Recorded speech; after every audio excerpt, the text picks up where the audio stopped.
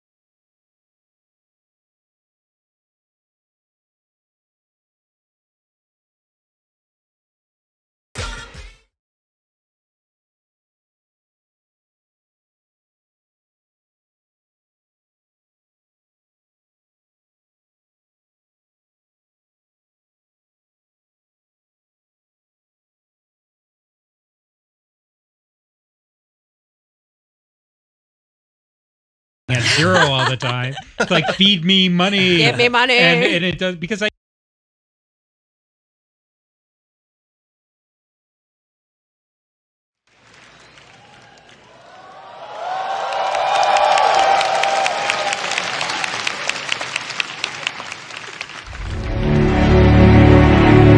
Northern California's Bay Area. Here is the stage for a truly remarkable natural occurrence. Every year, a great migration is made by one of the world's most mysterious species. To reach this utopian destination, these unique mammals will instinctively embark on a nomadic journey from all corners of the world. This is the developer's Triceratops, or as it is more commonly known, the developer.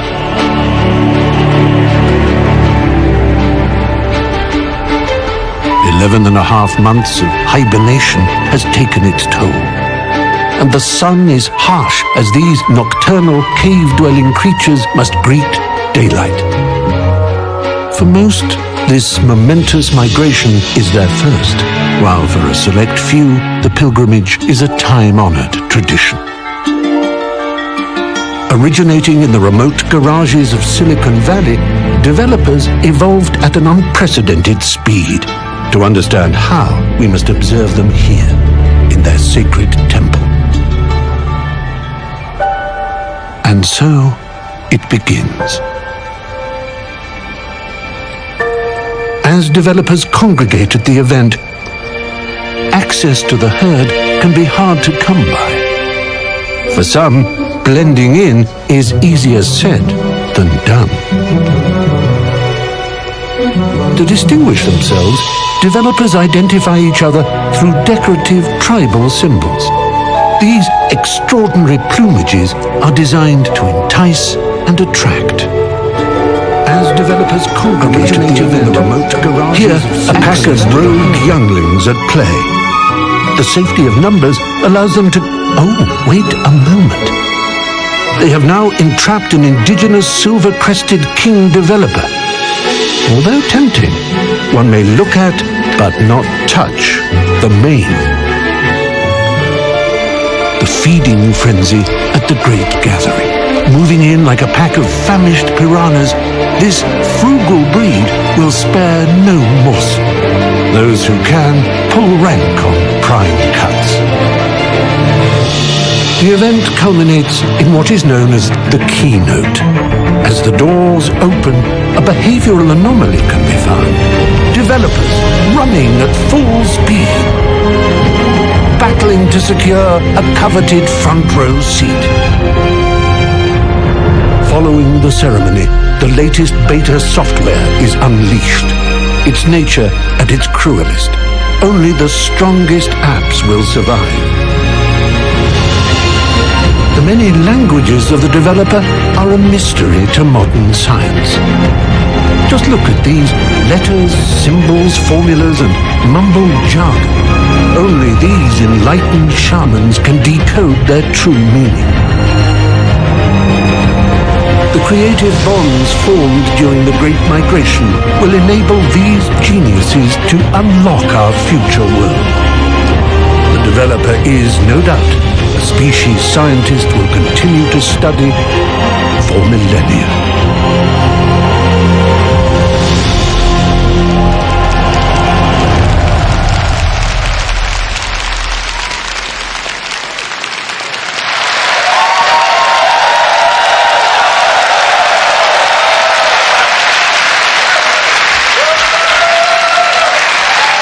Good morning. Good morning. I hear the student developers. Good morning and welcome to WWDC 2018. It is great to be back in San Jose with everyone. We have developers here from all over the world this morning, from 77 countries. That's more than ever before.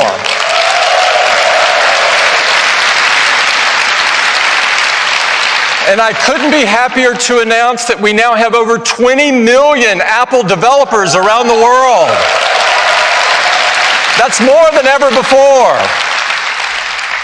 We've got 6,000 folks in the hall this morning. Welcome. And many millions more watching online. Now, the way that developers get to share their amazing work is through the App Store. Your creativity and hard work have made the App Store the best place to get the very best apps. Next month, the App Store turns 10.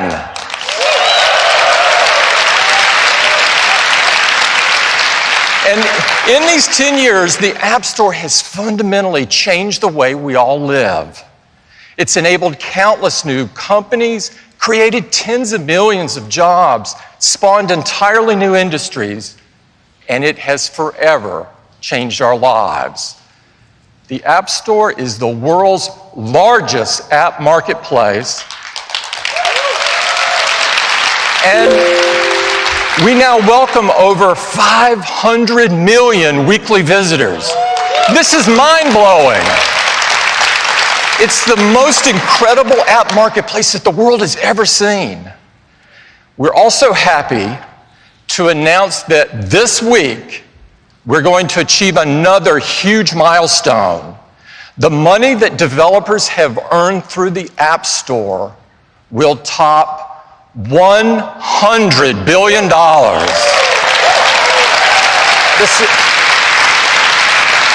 This is beyond remarkable. The App Store is clearly the best place for you to be rewarded for your hard work and creativity. Now, at Apple, we know that developers are a powerful group of creators, that they can achieve and they can develop anything that they can imagine with their code. We want more people to learn the power of code, and it all starts with Swift and Swift Playgrounds. We created Swift to make it so easy to learn to code that it was as easy as our products are to use. Swift is extremely popular. In fact, it's the fastest growing programming language out there. Now, Apple developers are already using it in huge numbers. In fact, over 350,000 apps have been written in Swift on the App Store. Now, we believe that coding is an essential skill and believe it should be offered by every school in the world. Now, learning to code has so many benefits. It develops problem solving and critical thinking skills. That's why we created Everyone Can Code, with free teaching and learning resources so that everyone could learn to code. It's been so successful and is now available to tens of millions of students around the world. Just imagine what this new generation of coders will create. Whatever it is, I'm sure that it's going to change the world. At Apple, changing the world and making it a better place is what it's all about for us. We aim to put the customer at the center of everything that we do. That's why, together with you, the developer community, we're working hard to provide new and better experiences for our customers to help them live a better day. And these experiences, of course, are expressed through our 4 amazing platforms. Today is all about software, and we've got some very exciting updates across all 4 platforms. We're going to get started with iOS. iOS embodies our philosophy of putting the customer at the center of everything that we design. Every year, we deliver a major iOS update that brings awesome new features that will impact the world. To tell you all about what we have planned for this year, I'd like to introduce Craig Federighi. Craig. Hey, good morning. All right. Well, our next big release of iOS is, you guessed it, iOS 12. Now, our customers, of course, are going to receive iOS 12 as a free software update. Now, it's easy to forget now, but iOS pioneered this approach of helping you get more out of the device you already own through free updates. And some of those updates have been really quite profound, like the App Store, giving us a whole new way to discover and download apps. It itself was delivered via software update, as were the folders we use to organize those apps. And can you imagine living without Find My iPhone or iMessage with its end-to-end securely encrypted messaging, or the revolution in iPad productivity with slide over, split view, and drag and drop, or AR, changing the way we interact with the world around us, all delivered via software updates. And of course, we want to get these improvements to as many of our customers as possible. iOS 11 supports devices that were introduced as far back as 2013, like the iPhone 5S. And we just love the way customers race to update to our newest releases. In fact, half of our customers upgraded to iOS 11 in just 7 weeks. It's incredible. Now, as we stand here today, 81% of our over 1 billion active iOS devices are running our latest release. And now, when you look at the competition, well, it's hard to say they really have a software update model. So iOS has the fastest adoption of any operating system, but what's much more important to us is customer satisfaction. And we're thrilled to report that customer sat for iOS 11 is at 95%.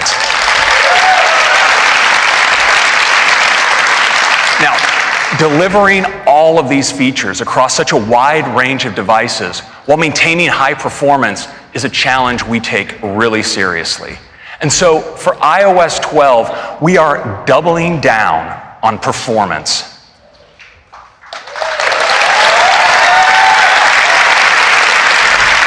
We're working top to bottom, making improvements to make your device faster and more responsive.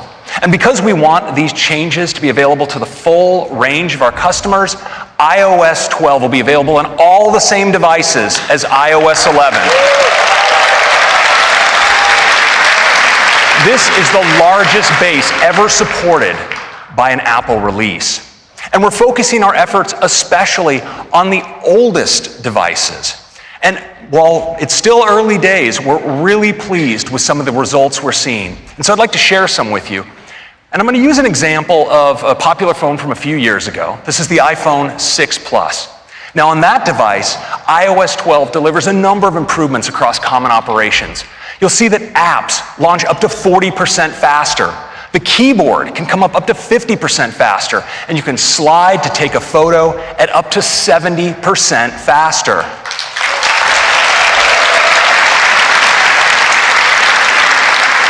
Now, our deepest focus this year is optimizing the system when it's under load. And that's where you need performance the most and where iOS 12 really shines. Now, we've put iOS 12 through our stress test, and we saw in those conditions Share Sheet coming up twice as fast and apps launching twice as fast. These are big, big improvements. Now, this took changes, thank you very much. This took improvements in many, many places in the system, and I want to highlight just one, and it starts with the silicon. You know, our tight collaboration with our chip team has enabled us to optimize iOS across the full range of our A-series silicon. Now, CPUs traditionally respond to increased demand for performance by slowly ramping up their clock speed. Well, now in iOS 12, we're much smarter. When we detect that you need a burst of performance, like when you begin scrolling or launching an app, we ramp up processor performance instantly to its highest states, delivering high performance, and then ramp it down just as fast to preserve battery life. Now, these are just some of the improvements that are coming to not just our older devices, but the full range of devices. And that's a quick update on performance.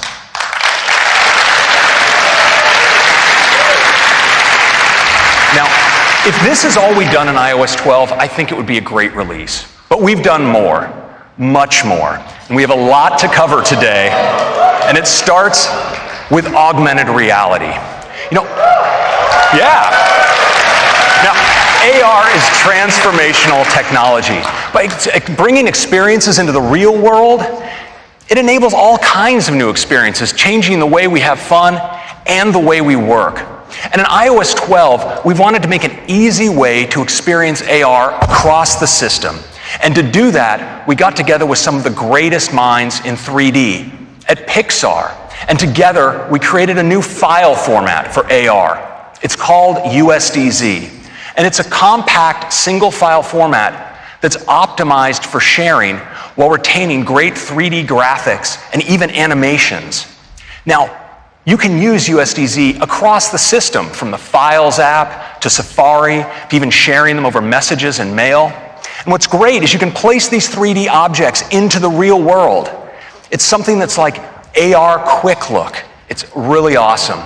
Now, We want all kinds of creatives to be able to create content for AR. And so we're working with the leading companies for 3D tools and 3D libraries to bring their support for USDZ. Now, one company that's been all in on USDZ and ARKit is Adobe. And to tell you about what they're up to, I'd like to invite Abe Parasnis, their CTO, to the stage. Abe. Thank you. Thanks, Craig. It's great to be here this morning. So at Adobe, we believe augmented reality is an incredibly important technology. And with ARKit, Apple is by far the most powerful platform for AR. So earlier, Craig talked about USDZ format. It's actually a pretty big deal. There is now a way to deliver AR experiences across the entire iOS experience. And so today, we are actually announcing that we are going to bring native USDZ support to Adobe's Creative Cloud.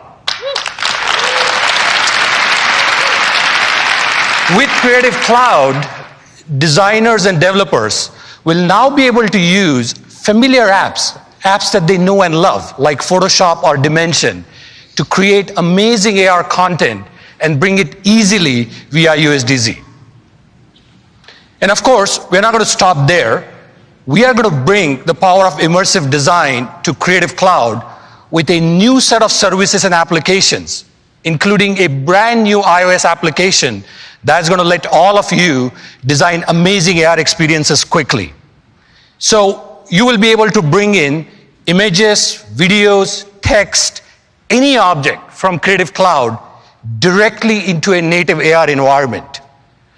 In fact, for the first time with Creative Cloud and iOS, you will have a what you see is what you get editing in AR. It's pretty cool. So come join us this afternoon, State of the Union, where we're going to give you a sneak peek of some of these new immersive design tools for the first time. Thanks. Back to you, Craig. Thank you, Abe. Now, a critical part of enabling AR is accurate measurement. And fortunately, the precise calibration of sensors in iOS devices and our tight hardware-software integration mean that we do this really well. And we wanted to enable everyone to take advantage of this capability. So we're introducing a new app, and it's called Measure. It makes it really easy to measure objects, detect rectangles and get their dimensions, and measure lines along surfaces. And I'd like to show it to you now. Now, in looking for something to measure, I ended up digging through the attic and came upon my old suitcase from my traveling days in college. A lot of memories in here. Now, I'm actually in the Measure app. You see, I can easily measure along this suitcase by just tapping and dragging out a line like that. And check that out. It's a measurement. Now, what's really cool is I can extend these measurements. So I can just tap, drag along another edge like that, and even take it into full 3D.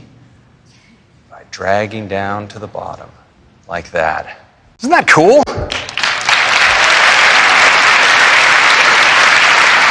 Now, I mentioned that we could automatically detect rectangles and show you dimensions of objects. So I have a photo here, actually. One my mom always wanted me to travel with of me as a baby.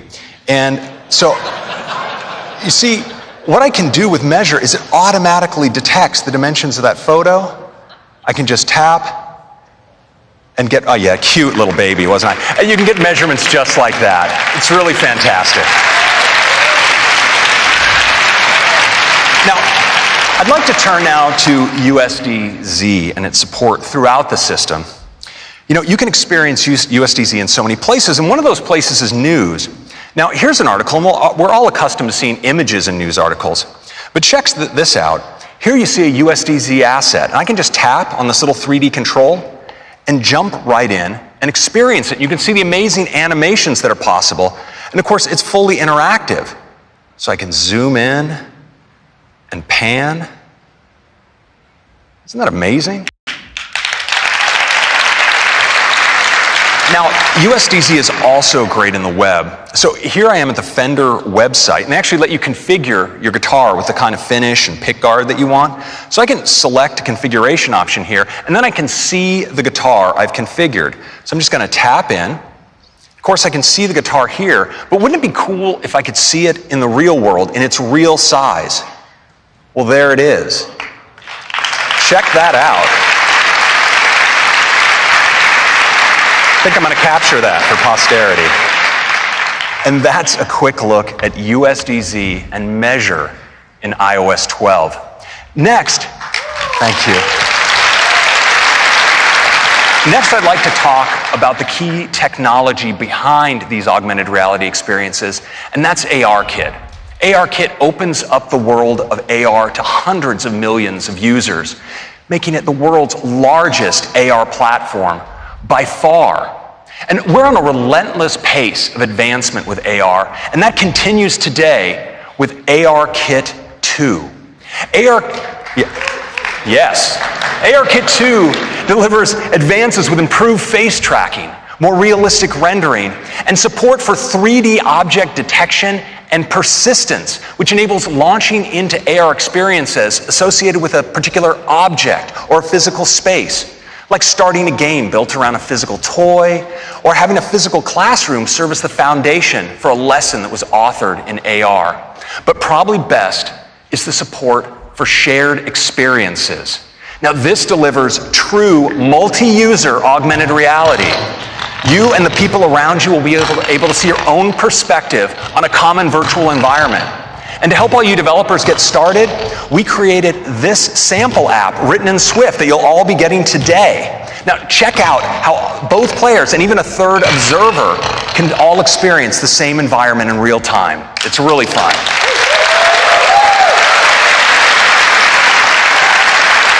Now, we've also brought in a select few developers into our labs over the last couple weeks to work with ARKit, and they love it. Now, one of them is Lego, and what they've done is so fun, you just need to see it. So I'm pleased to invite Martin Sanders, Director of Innovation of Lego, to the stage to give you a live demonstration. Martin. That's great, thank you very much. Creating and playing with physical Lego sets brings great joy to millions of children and Lego fans all over the world. And now, with ARKit 2, we get to expand those creative possibilities like never before and take things beyond the physical. What we try to do is combine physical and digital together to really open up those creative play possibilities. Because our Lego sets are really the start point for all of those children's imaginations. And when we get a chance to really embed ARKit 2, it takes it to the next level. Let me show you what I mean. Here we have Assembly Square. It's one of our Lego creator sets. And already it has so many great details, it's awesome to play with. But wouldn't it be great if we could take things even further? Well now, with 3D object detection, we get to recognize our models and bring them to life.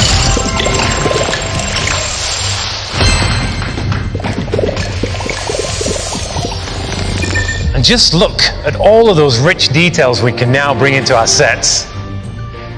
Because when we combine physical and digital together like this, it really opens up those creative play possibilities. And there's so much to do here. If you see these icons above people and objects, well, they represent missions and stories that we can explore.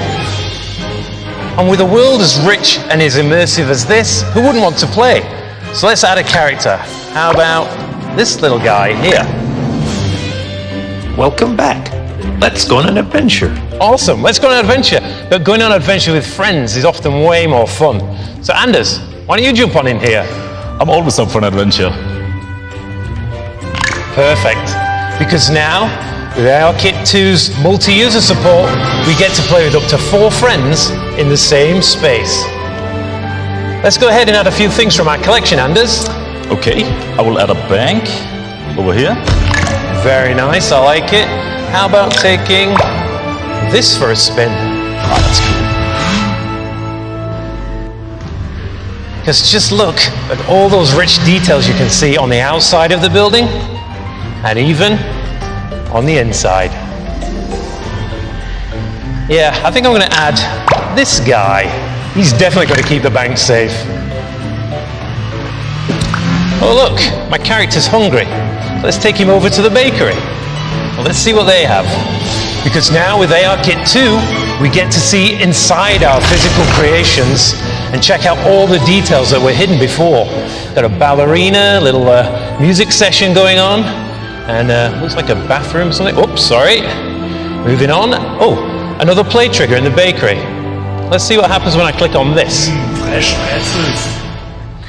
Oh, that doesn't look too good. Anna's, got a situation. I'm going to need your help over here. Okay, I've got a fire truck. Perfect. You put out those flames while... Oh dear. Somebody's got themselves trapped on the roof. So I'm going to use this helicopter to go and pick up these clowns. How you getting on down there, Anders? Almost done. Great, those guys are safe. And the flames look like they're almost out. Perfect. We did it. Yeah. What? Good job, Anders. And we even unlocked a new item for our collection. But the fun doesn't need to end there, because with ARKit 2, we get to save our entire world back into our physical set and pick up where we left off. Right, that's awesome. So much fun. But what makes this truly amazing is that with just a single Lego creation and ARKit 2, it really opens up those creative play possibilities. So look out for more Lego AR experiences in the App Store later this year. Thank you very much, everybody. Isn't that great? So that's our update on AR in iOS 12. Next, I'd like to turn to photos. You know, over 1 trillion photos are captured on iPhone each year. And photos is the best way to relive and share those moments. This year, we're making photos even better. And it starts with search. Search has powerful object and scene recognition. It lets you search for photos based on things like searching for cars, or dogs, or flowers. And it's a great way to explore your library. But in iOS 12, search now starts working for you even before you start typing with search suggestions.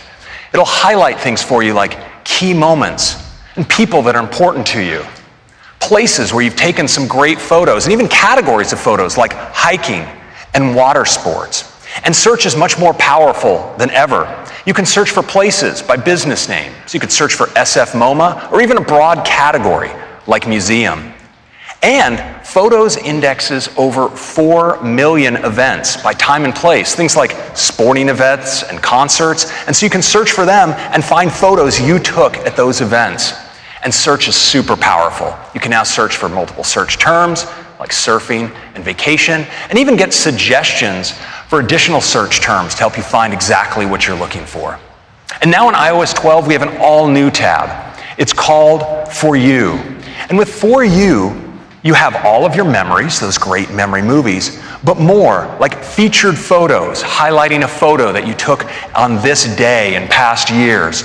And effect suggestions, for instance, suggesting looping a live photo or applying a new portrait effect to one of your portrait photos. And we even highlight your shared album activity. Now, when it comes to sharing, there are many ways you can share photos, but our focus is on sharing great photos with the people you care about most. And that's why this year in For You, we've added sharing suggestions. So imagine you've gone out for a great dinner with some friends and you took some photos. Well, afterwards in For You, you'll see a suggestion like this to share those photos. If you tap in, you'll see that Photos is even recommending a set of photos from that set that you might want to share, and suggests who you might want to share them with, based in part by the people that appeared in the photos. When you share them, they're shared at full resolution out of your iCloud photo library, and when your friend receives them, something really magical happens. Their phone searches their libraries for other photos they took at that event and suggests that they share them back to you, so you both can end up with the full set.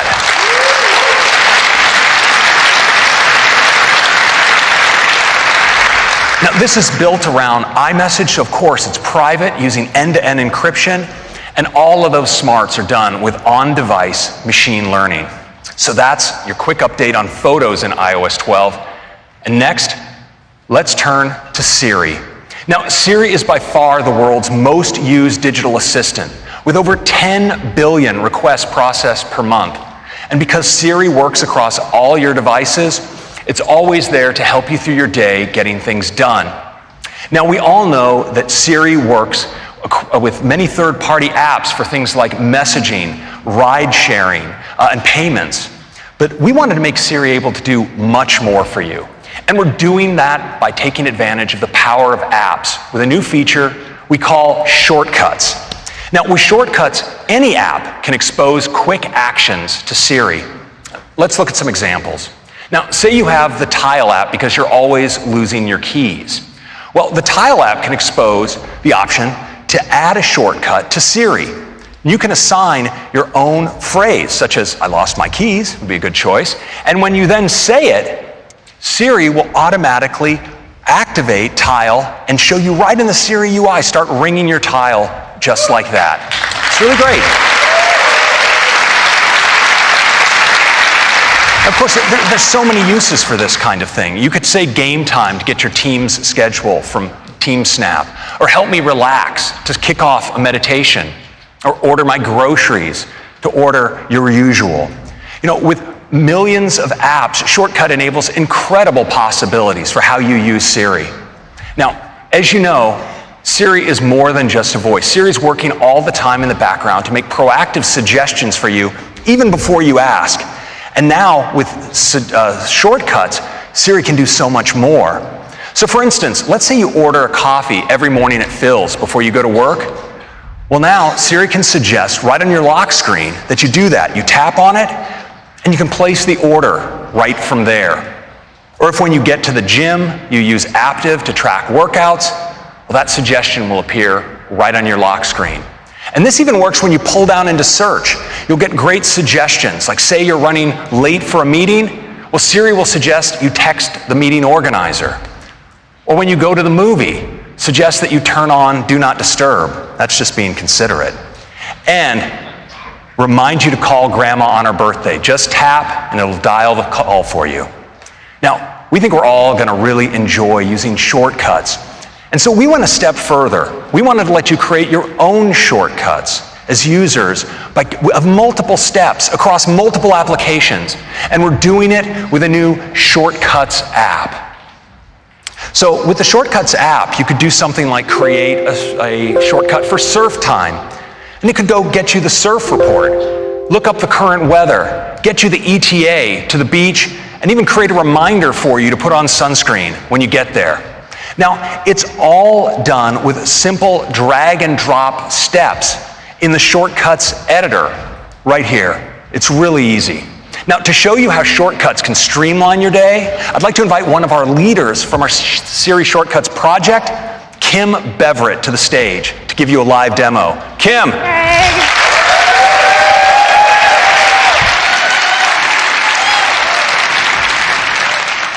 I am so stoked to show you Siri Shortcuts. To do that, I'm going to walk you through my day. So imagine it's the morning, I'm headed to work, and I pick up my phone, and I see this suggestion from Phil's Coffee.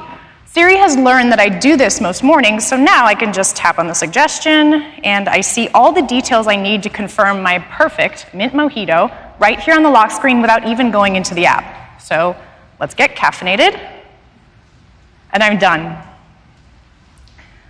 Fast forward a little bit, and I'm sitting at my desk at my office, and I need to know when my next meeting is. I'll go to the Up Next widget, and it looks like I'm running a little late for a rather important meeting, so I should probably let someone know. And it looks like Shortcuts is a few steps ahead of me. I could call into the meeting, or I could let the organizer know that I'm running late. I should probably tell Ari what's up. That looks like just what I want to say. Sorry, Ari. Let's send it. Perfect. I also want to show you how you can add a shortcut to Siri. So let's take a look at Kayak. I keep all of my travel details in Kayak. Most important is my post-WWDC relaxation trip to Los Angeles. You can see I've got my flight, my hotel, all the details, everything I need, but what I really want is to be able to use this and get to this information with my voice while I'm on the go. So let's head back, and I can just tap Add to Siri, record my custom phrase, travel plans. And I am done. So now, when I land at the airport and I'm about to get in the cab and I could really use that hotel address, I can just say, travel plans. Kayak says, your hotel is at 929 South Broadway. You can check in after 3 p.m. Isn't that cool? It's pretty cool.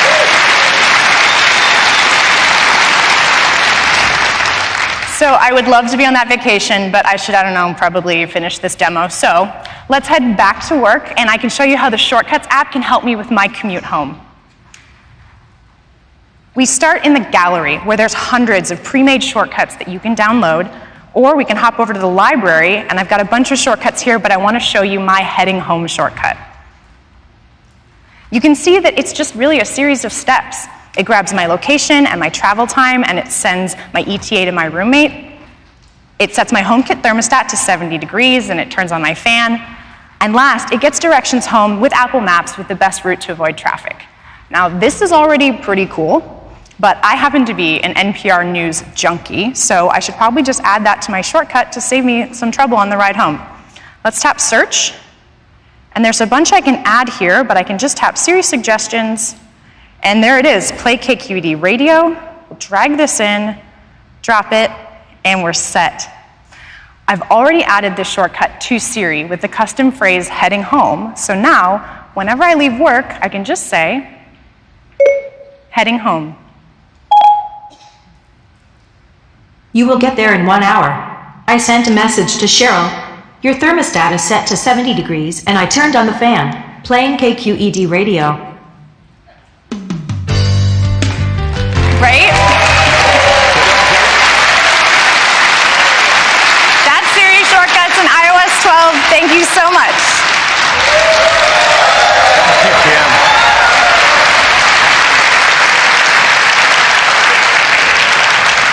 And that's Siri Shortcuts. It works on iPhone and iPad, and of course you can run your shortcuts from your HomePod and your Apple Watch. That's your quick update on Siri. Next, let's talk about apps. And to tell you about the latest, I'm going to hand it off to Susan. Susan. Hello. Thanks, Craig, and it is so great to be here. I'm excited to tell you about some great updates in some of our most popular apps, starting with one of my favorites, News. So, News is a personalized feed where you can see all the stories you want to read pulled together from trusted sources. And our top stories are handpicked by the Apple News editorial team to make a great collection of curated content. With our new Browse tab, you can discover new channels and topics, and we've made it even easier to jump to your favorites, because that's why they're your favorites, right? News shines on the iPad. We've added a new sidebar, and it's a great way to navigate. It makes it easy, and I think fun, to dig into the areas you're most interested in. So that's News.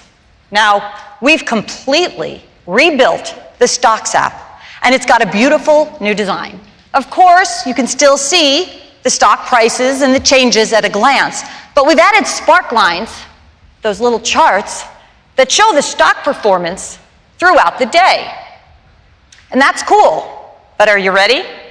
We are so excited to announce we're bringing Apple News to Stocks. I'm really excited about that. And the top stories in Stocks features business news, right? Curated by the Apple News editors. It's pretty terrific. You can tap on any stock to get a more detailed view, so you can see an interactive chart that now includes after-hours pricing. And you see relevant headlines from Apple News curated by our Apple News editors. So it looks great. And if you tap on one of those headlines, you'll see the full article without leaving the app. And of course, it's formatted to look gorgeous on the iPhone. Now, with iOS 12, we're bringing stocks to iPad. It's pretty great, and we take advantage of the larger display so you can keep your eye on your stocks on the left while you browse through your financial news. It's a pretty great experience. Next up, voice memos. We've also completely rebuilt voice memos to make it even easier to use. And we're bringing voice memos to the iPad for the first time. Importantly, we've also added iCloud support so your recordings stay in sync across all your devices. We think iPad users are just going to love this. And we think that iBooks is the best way to discover and experience ebooks as well as audiobooks. And with iOS 12, we're introducing an all-new design. And we think the update is so great, we're calling it Apple Books, a new name. Very dramatic. We dropped the I. Apple Books has some great new features. For example, Reading Now, with a preview that makes it really easy for you to pick up reading right where you left off. And there's so much more, including a stunning new store that makes browsing through your ebooks and audiobooks better than ever. We love these updates, and we think you will too. But we also have a smart and safe way to use your apps in the car. I think you know I'm talking about CarPlay. CarPlay already supports third-party audio and voice messaging, voice calling and messaging apps. You probably know that. But what you might not know is with iOS 12, CarPlay will also support third-party navigation apps.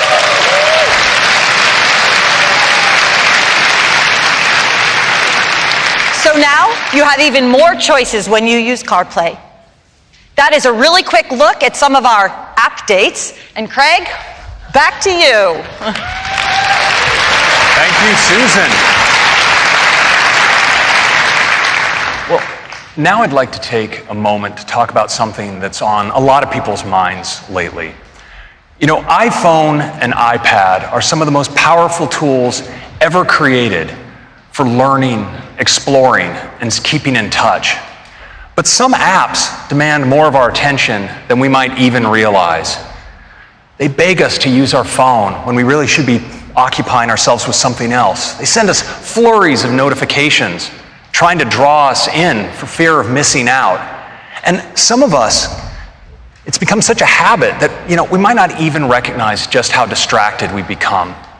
Well, we've thought deeply about this. And today, we're announcing a comprehensive set of built-in features to help you limit distraction, focus, and understand how you're spending your time, and balance the many things that are important to you. Now, it starts with Do Not Disturb. There are times of the day, or times when you just don't want to be disturbed, and one of those, of course, is at night. Sometimes you wake up in the middle of the night and you look at your phone, maybe just to check the time, and you're confronted with something like this. Barrage of notifications that spin you up and keep you from falling back asleep. And so we're introducing Do Not Disturb during bedtime, where all you'll see is this, nothing to get you spun up. And in the morning,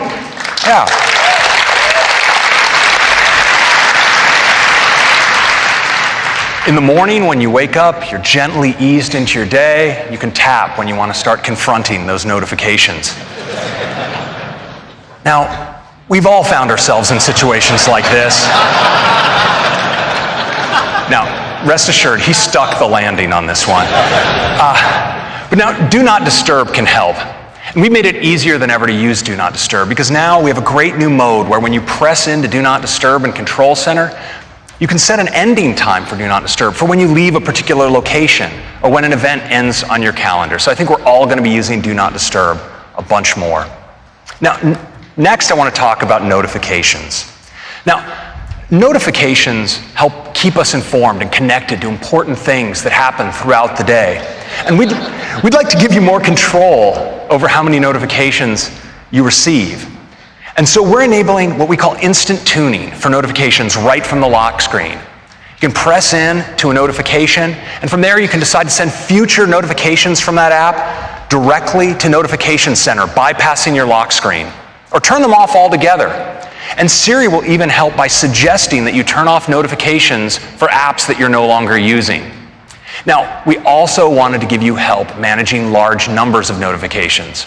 So I'm thrilled to announce that we're bringing to iOS support for grouped notifications.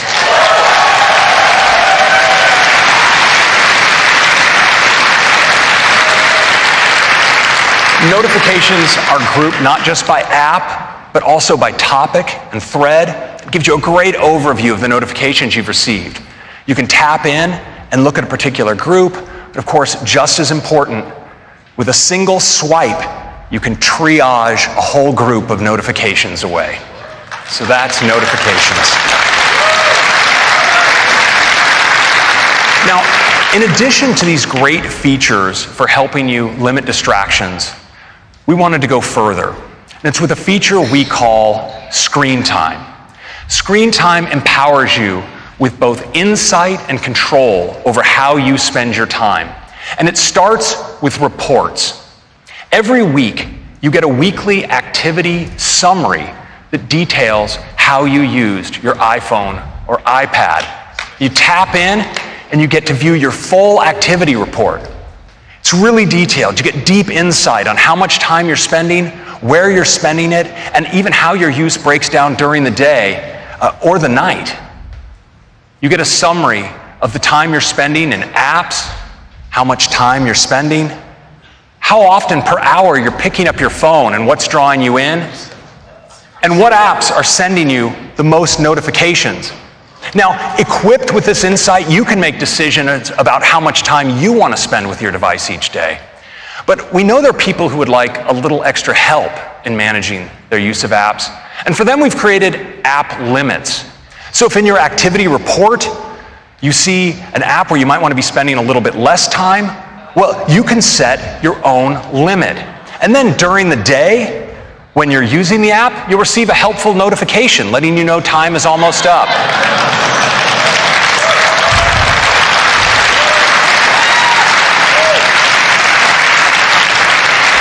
And once you've reached your limit, instead of the app, you'll see this. It's time to move on. Now, we'll let you grant yourself an extension if you want, but we'll give you a reminder later to move along. Now, this is also in sync across your iPhone and iPad, so your limits apply to your total usage. And we think this is going to be helpful for many people, but especially for some kids. And we know this is something that can help families achieve the right balance for them. And of course, it starts with providing your kids with great information so they get an activity report of their own. But as a parent, you get one as well on your device. And based on what you see, you have the option of creating allowances. And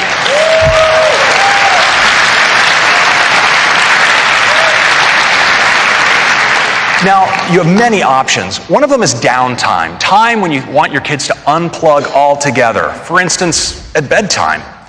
And you can also limit your kids' time in apps by category or by individual app. Now, there's some apps you may want to always allow them to use. For instance, you may want them to be able to get at the phone at all times so they can contact you. Or you may want to give them access to educational apps. And you can also limit access to only movies, apps, and websites that you deem age appropriate. Now, this works, of course, across their iPhone and iPad, and it uses family sharing, so it's super easy to set up.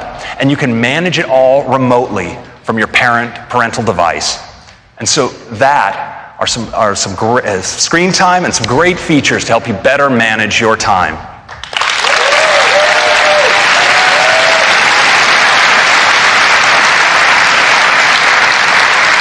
Now, next, I'd like to talk about one of the most important uses of our devices, and that's communication. And we'll start with Messages. Messages has given us fun ways to express ourselves with emoji and now Animoji. And one of the things that make Animoji so fun is how expressive they are. You know, from smiles to frowns to nods of the head and blinking of the eye. Animoji do such an amazing job tracking our expressions. And this year, we're taking Animoji to a whole new level with a breakthrough new technology we call tongue detection. That's right. Now you can make your favorite Animoji do this. We're all going to be sticking out our tongues to our phones in the near future.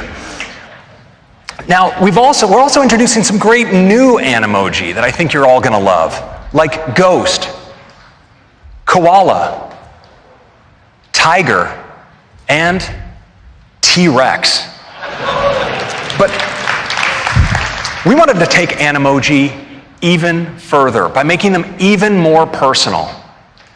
So I'm thrilled today to announce the arrival of the era of Memoji.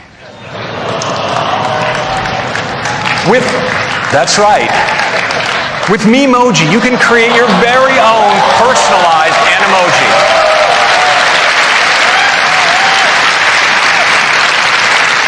Now, these Animoji can look like you or the real you.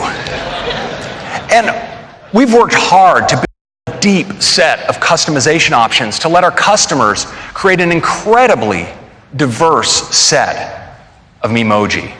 It's really incredible what you can create. And we've designed a beautiful new experience to create these Memoji that makes the process fun and easy. Now, to tell you more about it, I'd like to invite one of the managers of our Messages and Animoji features, Kelsey Peterson, to give you a live demo. Kelsey. Good morning. I cannot wait to tell you what's new with Messages. Let's get started with Animoji.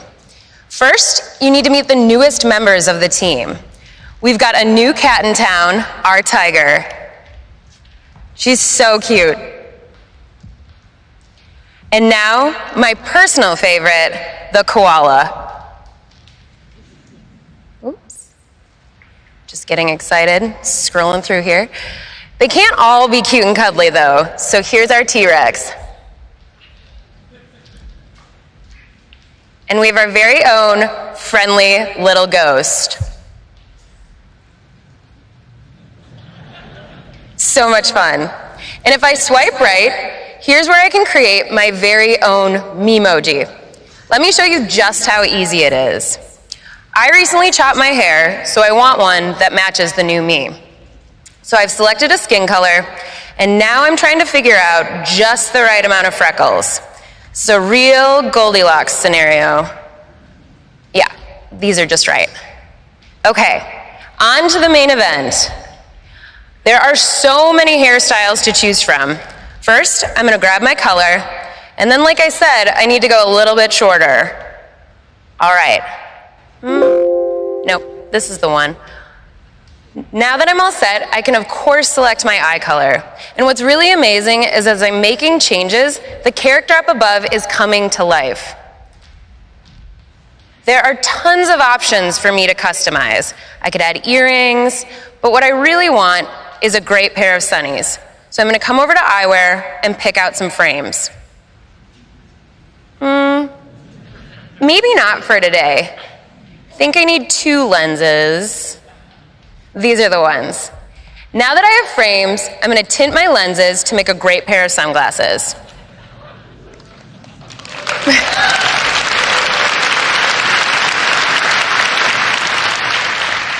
Perfect. Okay, I think I'm all set. I'll tap done, which saves my brandly created Memoji right here into the drawer alongside the rest of my team. And that's how simple it is to create your very own Memoji.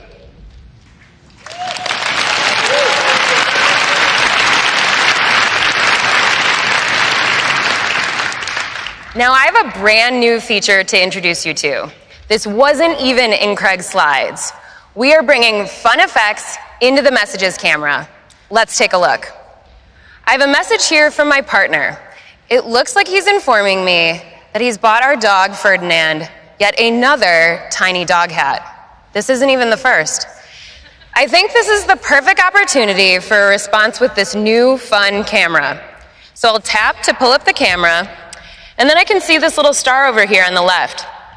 Tapping on that gives me a strip with all sorts of new effects. So I could add things like shapes or text. But let's check out these filters. Ooh, so this is Comic Book. It's really fun, but for a response about a tiny dog hat, I think I'm gonna go in a different artistic direction. So what I really need to do is add a sticker from one of my favorite sticker packs. Ferdy looked really excited about that new dog hat, so I'm gonna put him right here. And now we have an all-new way for you to use Animoji. I can apply my favorite Animoji right here, live.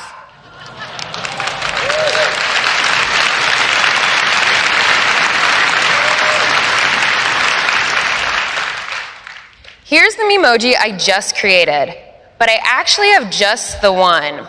It's of me in a very similar red hat, which is kind of perfect for twinning with my pup. So I'm gonna set up my shot, snap, and send. And that's a demo of the fun new effects and messages. Back to you, Craig.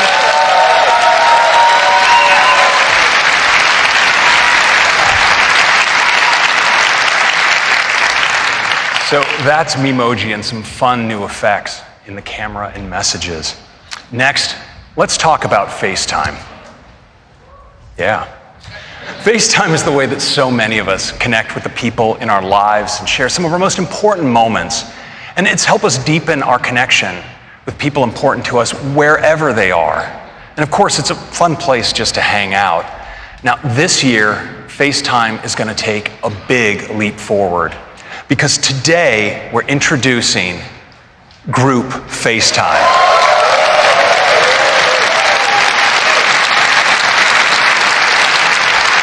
Now, you'll be able to FaceTime with 2 people, 3 people, actually up to 32 simultaneous participants. Now, setting up a group call couldn't be easier. Just instead of typing one person's name, you can do many. You can ring them by tapping audio or video. But we also introduced a great new way because FaceTime is now integrated into messages. So you can quickly go from a group chat you have going directly in to a group FaceTime. And members of the group can join in and drop out at any time. It's really great. Would you like to see it? Well, let's do a demo. Well, I think for our first live demo of group FaceTime, I'm going to contact the folks back in Cupertino. Now I can just dive into this conversation I have going with the members of the FaceTime team. And it looks like actually they're already on a group FaceTime call, so I'm just going to join right in.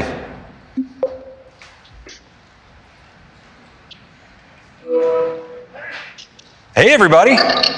Hey, Craig. Now check it out. So it's this beautiful FaceTime UI. We have these big, gorgeous tiles right up front where you see some of the leaders of the FaceTime team. And down at the bottom, there's an area we call the roster that contains everybody else. And of course, I'm right there in the lower right-hand corner. Hey, Craig. Wait, am I on the big screen? Yes, Lauren, this is not a test. You're in front of 6,000 of your biggest new fans. Shout out to Lauren. Now, what you probably noticed is when Lauren spoke, her tile automatically got larger to reflect her prominence in the conversation. This is totally automatic. Hey, Roberto, how's it going back there in Cupertino? I'd say it's going pretty well. And Lauren, sorry for stealing your spotlight. So this works, of course, for people in the roster as well. When they speak, they come forward. Hey, Christopher, you ready to make your big entrance? Finally, my moment has come. Hello, world. Now, well done. Now, you can control this too. So if I want to bring Woody front and center, I just double tap. There he is. Now, Woody, your baby is performing admirably here. Thanks, Craig. It's exciting to finally be able to share group FaceTime with everyone. It sure is. Now, we have not only all of this, but we've also brought the fun effects to the FaceTime camera. I can just tap in and I have access to an emoji, filters, and all of my sticker packs. And everyone else on the call can apply them too. Wow, now this is the future. Hey, Craig, check this out. I'm a comic book koala, something I've always wanted to be. I'm glad you've finally been able to express that side of yourself, Roberto. Hey, Tim, is that you? Yeah, it's me. I signed up to help test FaceTime. All right. Well, thank you, Tim. Every little bit counts. Happy to help, and thanks to everyone on the FaceTime team for making it a reality. I can't wait to start using it every Sunday night to call the leadership team.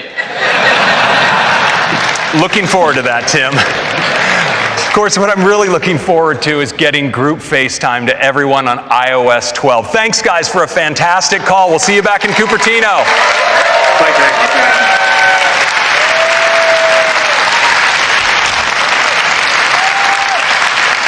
So that's group FaceTime. It works on iPhone, iPad, and Mac, and you can even answer an audio on your wrist on your Apple Watch. So that's FaceTime and messages, and this is iOS 12.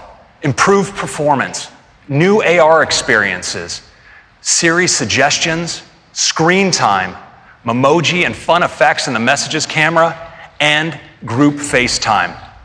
I hope you like it. I'm going to hand it back to Tim. Thank you. Thank you, Craig.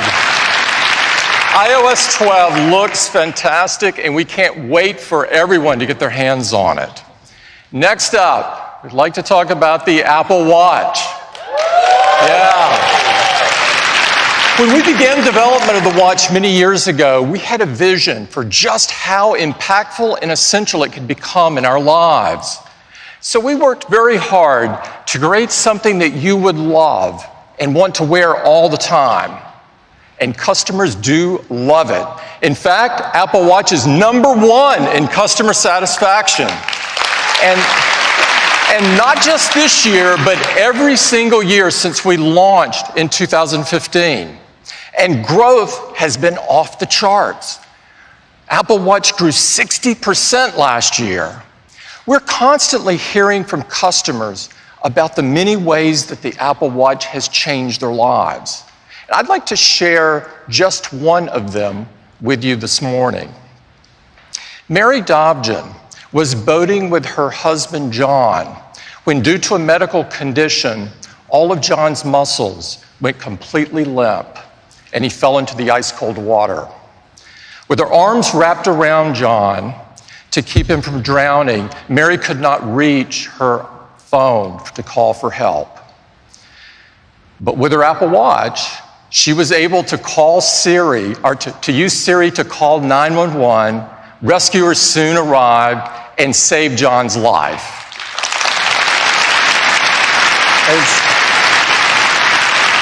As Mary told us, if it wasn't for my Apple Watch, he really would not be here today. This is just one of the many stories that we've heard about how Apple Watch is impacting people's lives. They range from getting people to be more active, to helping users live a healthier life, or even to alerting users to an elevated heart rate. Apple Watch brings such amazing capabilities right to the wrist. And of course, at the heart of this is watchOS. We're excited to introduce watchOS 5 today, which brings even more ways for you to stay active and connected. And I'd like to hand it off to Kevin Lynch to tell you all about it. Kevin?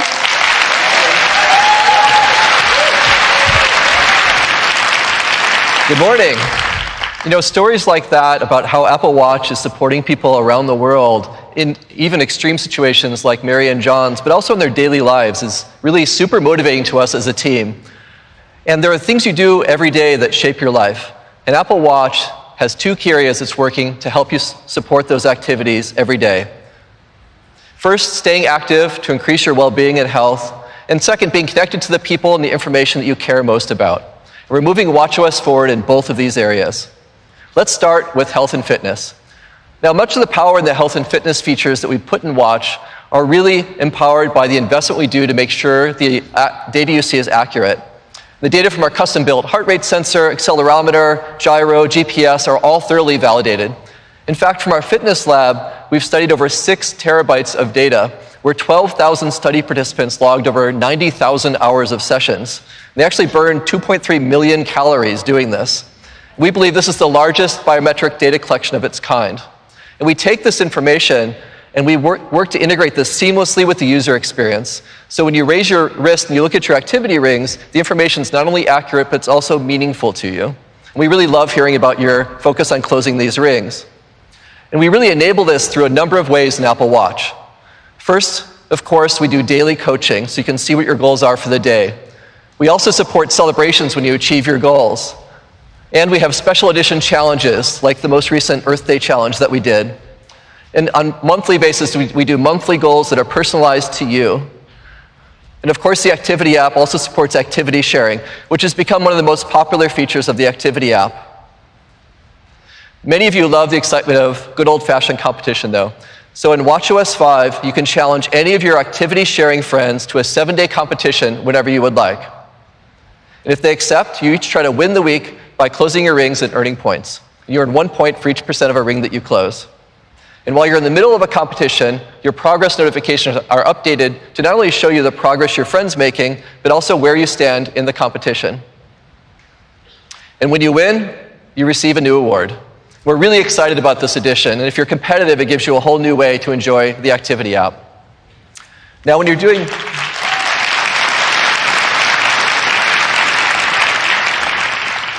want to go do a workout, there's a lot of workout types you can choose from. And they all have custom algorithms to measure things like calorie burn, pace, distance, elevation gain, and when you're swimming, it even counts laps and detects what swim strokes you're using. And with Gym Kit, your metrics are in sync with your favorite gym equipment. And we're really excited to bring more enhancements to workouts in watchOS 5, starting with a new workout type for yoga. Now, this works primarily from your heart rate. And we calibrate this to your fitness level through the rest of your day. So now you can more accurately track those yoga sessions, including those intense vinyasa sessions. Now, we've also added a new workout type for hiking. This takes into account pace and heart rate and elevation gain, so you can more accurately get exercise credit while you're hiking in steep terrain or really long stages. And Apple Watch has become a really great running companion, especially now that we've added GPS and cellular and music streaming. We're making this an even better experience now for training runs and races. In addition to current and average pace, you now have the option to keep track of your rolling mile pace, which is how fast you ran the immediately preceding mile. You can also now set a custom pace alert, so your Apple Watch will tap you when you're above or below the pace that you've set. And finally, runners will now get cadence, so you can see your current steps per minute. We're really excited for runners to try these out. Now,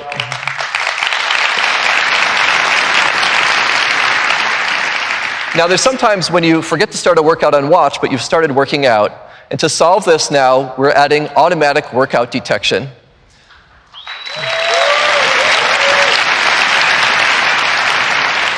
So your Apple Watch will now offer to start tracking a workout if it senses that you're beginning one. And even if you press start sometime after you began working out, you'll get retroactive credit for the workouts that you did.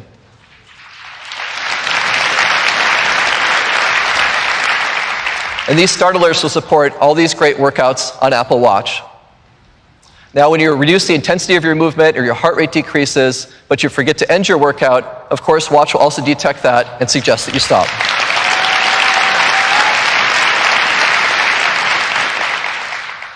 So, all these new features, activity competitions, the new yoga and hiking workout, new features for runners and automatic workout detection are all enabling you to more accurately track your workouts and stay motivated while you do. Now let's talk about being connected. Apple Watch enables you to remain in the moment while also easily connected to the people and information that you care about. And the introduction of cellular made this even better. You can stay connected even when you're going out for an evening, running some errands, or even going for a swim. Or stay in touch when your phone might not be easily available to you. And staying connected with people you love is something that our customers love about Apple Watch. You can easily make or receive a phone call, and you can hear the emotion and tone on the other end of the voice as you talk in real time. Or you can use messages to have impromptu, short conversations with loved ones in a message thread. In watchOS 5, you'll have an entirely new way to communicate on your watch. That's real-time voice, but with the spontaneity of short messaging. Did you steal my chips? Maybe. I cannot wait till you go to college. Introducing Walkie-Talkie.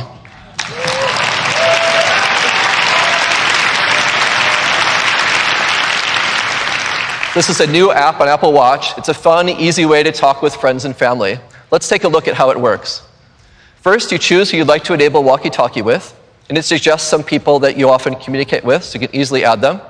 Now, the first time that you do this, your friend will receive a one-time request to allow a walkie-talkie connection with you. If they accept, then you can speak to each other with walkie-talkie whenever you like. And to do this, you just press to talk, and then your friend can hear your voice just like a walkie-talkie. And they're going to feel a haptic and hear a beep beep sound right before your voice comes out. And this new watch-to-watch connection works over cellular or Wi-Fi. It has really high audio quality, and it's a lot of fun. We can't wait for you to try this out. That's walkie-talkie.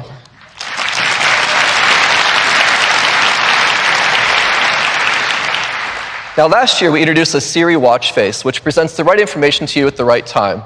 And Siri does this using machine learning, so it's going to get better at predicting your actions over time by combining inputs like the time of day, your location, your daily routines, or which apps you use when. We're making some great enhancements to the Siri watch face now. First, we're adding new content. So now you can get live sports scores, you can get commute time home or to work, or you can see your heart rate, for example, after a workout, or your resting heart rate.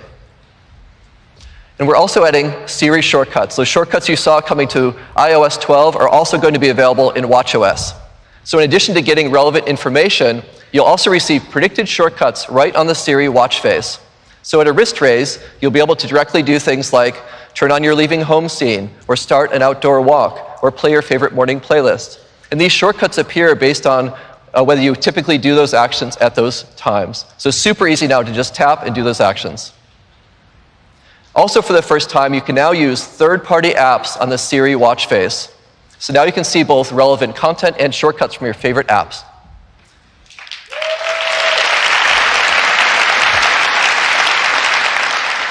So if you always go running with Nike Plus Run Club at a certain time, or you're logging your meals with Lose It, or you use City Mapper to find your commute home, you just raise your wrist and tap. It's that easy.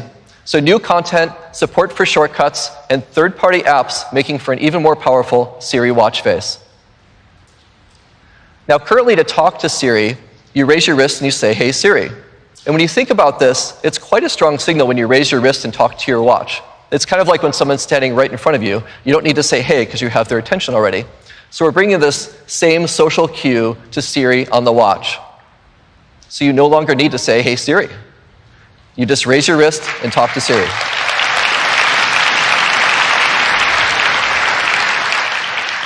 Now we're also bringing a number of improvements to notifications, which are now more actionable and interactive. So for example, with this notification from Qantas, you can check in and share your flight details right from the notification. After you finish a ride with Didi, you can scroll down, you can rate your ride and pay with Apple Pay right there in the notification. And with this one from Yelp, that your table is ready, if you need a bit more time, you can extend the reservation out a bit just by tapping here. So super easy now to interact right in place inside notifications. We've also improved our message notifications. Today, if someone sends you a web link, you aren't able to view it on your wrist. With watchOS 5, we've integrated WebKit, so now you have the ability to view web content in mail or messages. You can even tap on that link. Yes, and to easily view things like menus here. And while we think full browsing doesn't make sense on your wrist, there are times you get content you'd like to see it right in the moment, and now you'll be able to do that in watchOS 5. And the contents can be formatted for the small screen, and where reader mode's available, it uses that on the watch. So WebKit on watchOS.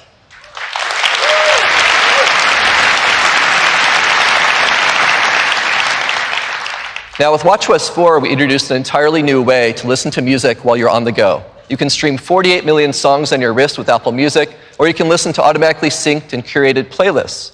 And now, with watchOS 5, we're giving you even more to listen to.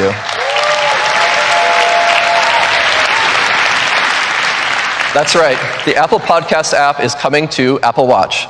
Upcoming episodes from subscribed podcasts will be automatically synced to your watch, so you can get them right there. Or you can just ask Siri to stream a podcast for you, and it'll start playing. And playback resumes across all your devices, so you can continue just for your That's right, the Apple Podcast app is coming to Apple Watch. Now, those are the upcoming episodes from subscribe to stay connected with people and information that you care most about. Interactive notifications, web content, new content and shortcuts in the Siri face, podcasts, and of course, walkie-talkie. Now, we'd like to show you this stuff live in action, and we thought we'd increase the challenge a bit in our live demo here today to keep it interesting. So Jules, who helps lead our fitness experiences, is actually going to do the demo while biking.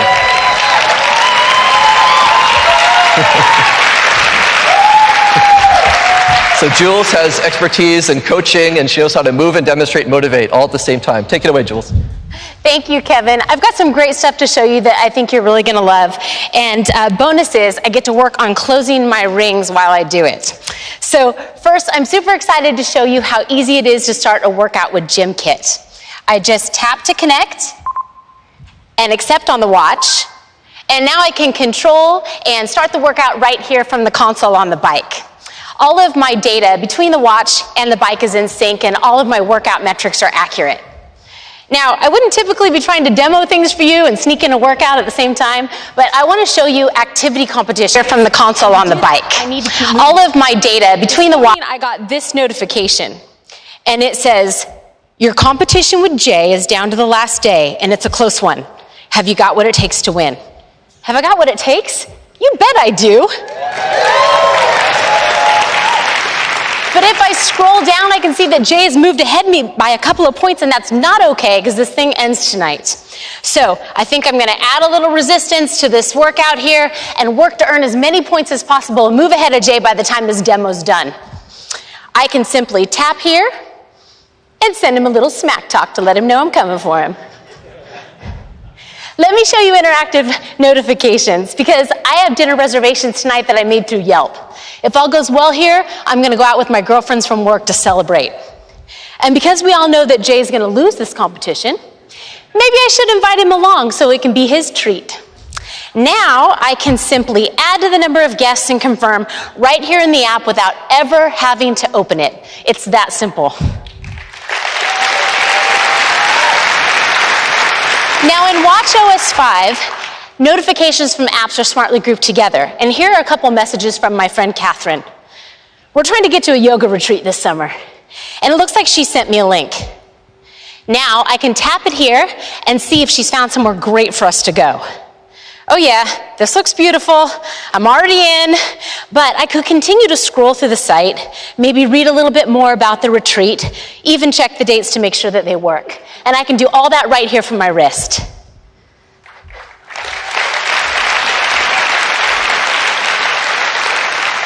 Let me show you the enhancements that we've made to the new Siri watch face. At the top here, you see the workout that I'm in right now. And when I'm ready to get back to it, I can just tap. Next up is Glow Baby, because it's about this time each day that I check the app to see if my husband has logged our 1-year-old's nap. Oh, good job, baby. He slept 2 hours. And you parents know that good naps equal good nights, so I'm looking forward to that. All right. As I scroll through my day, I can see my next meeting. I can see traffic and directions to places that I'm going later today. Here's that dinner that Siri found in my calendar. And waiting for me at the end of my day is a shortcut to my evening meditation with 10% happier. Nice. Now, I want to check back in on this competition, but I thought it might be a good idea to get a little moral support from my #1 fan. And you heard Kevin say how walkie-talkie is so great for staying in touch with close friends and family. So I set my daughter up with walkie-talkie so that she can help demo what it's like to receive one and maybe give me a little bit of love up here. Oh, there she is. Mommy, I see you on TV. Isn't that fun? How am I doing? So good. I know you'll beat Uncle Jay. #Mommy for the win. Thanks, Peach. I love you.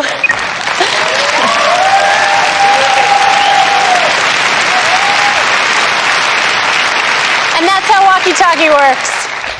All right, the time is now to check in on this competition and see if I have done enough to pull ahead.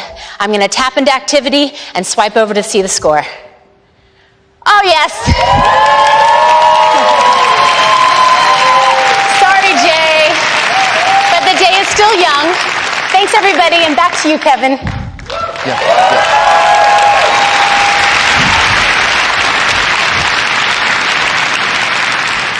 Way to go, Jules. So in watchOS 5, we've enabled even deeper integration on the watch for apps, enabling them to work right in the moment. And apps can include interactive controls within notifications, so you can quickly do more without even opening an app, like extend your parking with Pay by Phone. And with shortcuts, there's also new opportunities for third-party apps to appear on Apple Watch right on the watch face. You can tap on a shortcut on the Siri face to order coffee, rent a bike, or pick up where you left off in a workout. You can even use your custom Siri commands that you created on your phone to speak on your watch. And for native apps building rich experiences, we've improved the Workout API for greater performance, and we've added the ability for third-party apps to play background audio.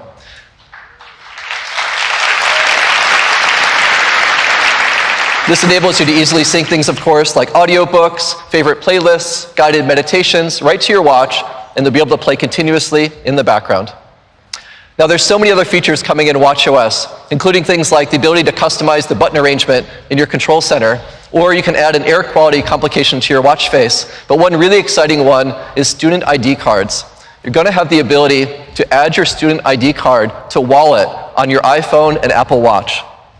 And this works by simply holding your watch near a reader. Anywhere you can use your student ID cards on and off campus, you can get access to places like your dorm or the library or events on campus. You can even pay for things like snacks or laundry or dinners. And this works with your watch or your phone, and it will be available this fall, starting with these universities, and will expand to more campuses over time.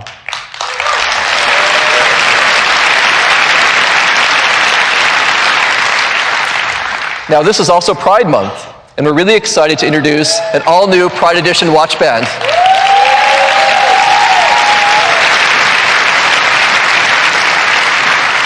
And we didn't stop there. We made a beautiful new face that matches perfectly with the band.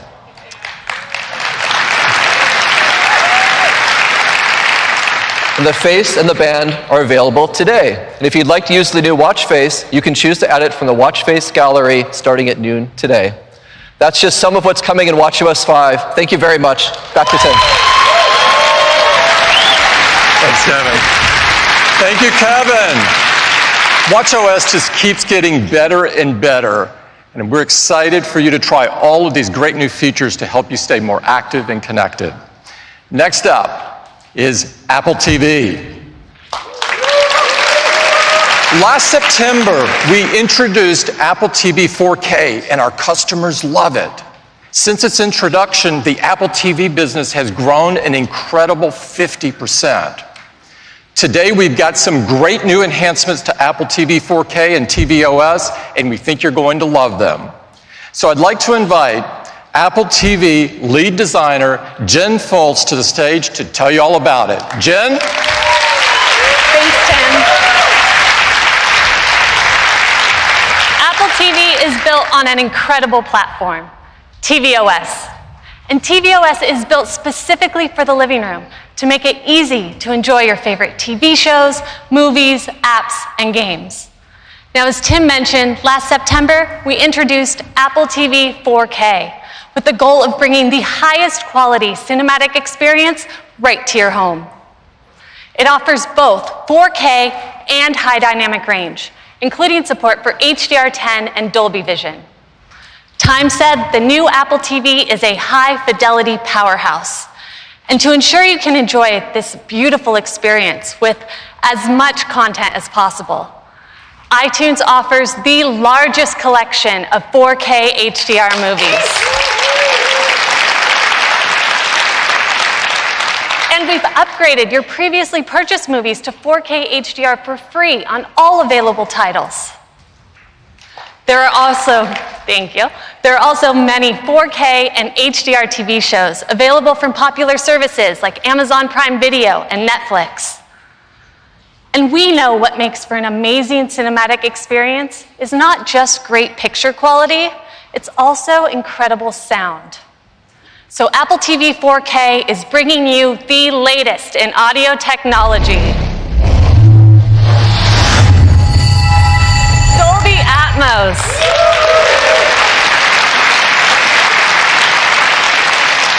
With Atmos, you get room-filling sound, the perfect complement to the stunning visuals of Apple TV 4K.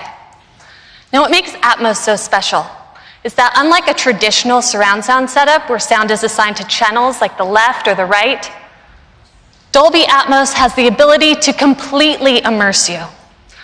Atmos moves sound in three-dimensional space, creating an experience with powerful audio that flows all around you. It puts you right in the center of the action. All this with a home theater setup as simple as a Dolby Atmos-enabled soundbar and an Apple TV 4K. In fact, Apple TV 4K is the only streaming player to be both Dolby Vision and Dolby Atmos certified.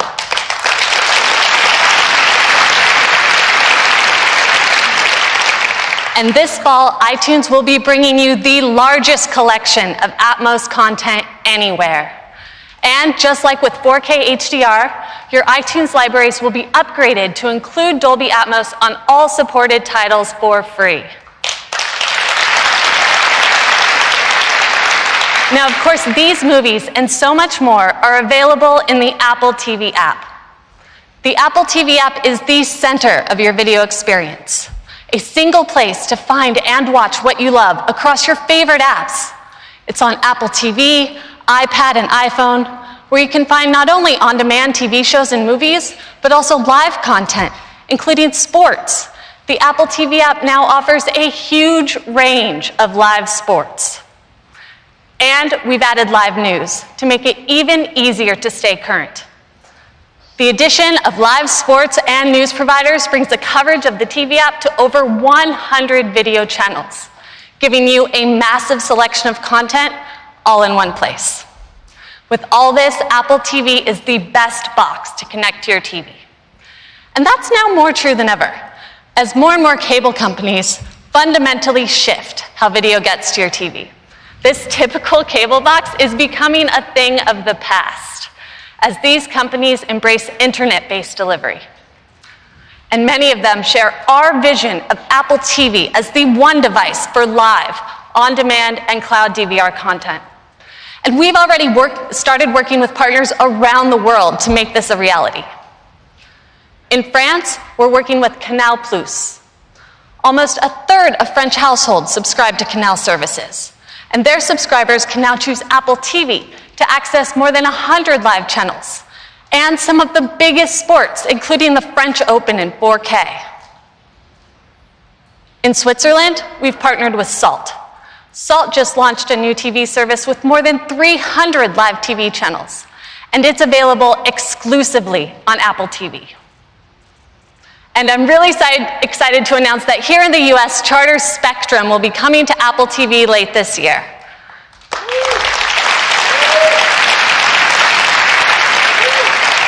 That means that up to 50 million homes will be able to choose Apple TV to access all their live channels and thousands of on-demand programs.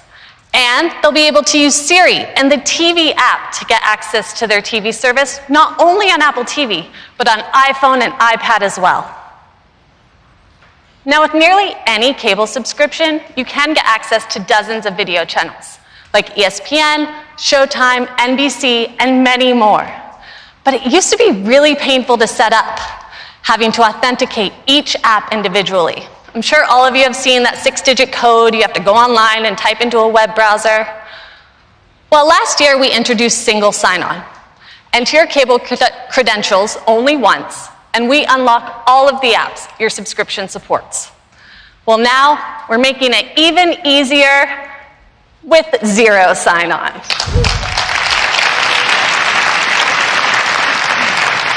So now, if you're on your TV provider's broadband network, we'll securely and automatically unlock all the supported apps included with your TV service. No credentials needed, it just works. Charter Spectrum This is really awesome. And Charter Spectrum will be the first to support Zero Sign-On, and we'll be adding more providers over time. We're also giving you even more options for ways to control your Apple TV. For example, you can get quick access on your iPhone, where Apple TV users will get the Apple TV remote automatically added to Control Center.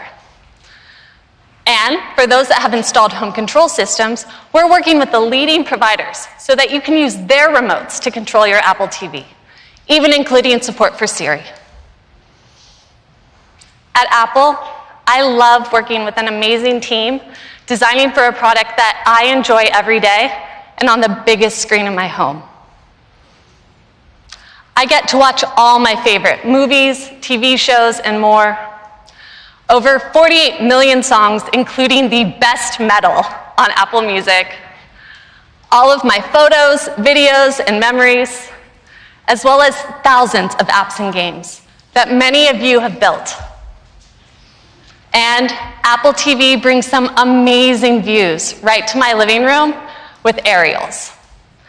Now, one of the questions I get asked the most about aerials, especially by my family members, is, where is this?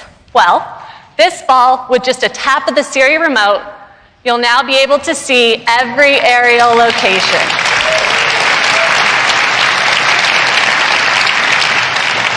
And you can even swipe between locations, so you can see even more. And today, I have an incredible new location to share with you. For the past year, we've been collaborating closely with an amazing partner, filming some stunning footage from around the world with a very unique vantage point. And here it is. Earth.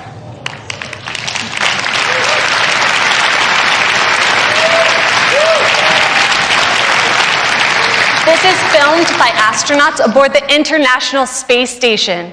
You can see Sicily just off the boot of Italy, and check out that Mediterranean Sea. The blue is just phenomenal. So here's a fun fact. The space station makes an orbit every 90 minutes. So that means they get 16 sunrises and sunsets every day. And with all those sunsets, nighttime can be particularly stunning, the way those urban areas pop with light. Here we are flying over South Korea toward Japan. You can see Tokyo coming into view at the top, some distant stars, and even the upper reaches of the Earth's atmosphere, which is that orange band enveloping the Earth. And here's one that might look a little more familiar. This is the Northern California coast heading southward. You can see Lake Tahoe surrounded by snow caps and the San Francisco Bay. These are truly incredible and offer such a unique perspective on the world. I'd like to give a huge thanks to the International Space Station, National Lab, and CASIS for all their help in making this a possibility.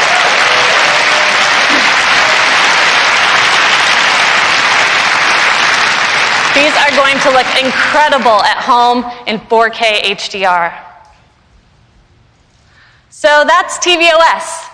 Apple TV gives you amazing picture and sound with 4K HDR and now Dolby Atmos.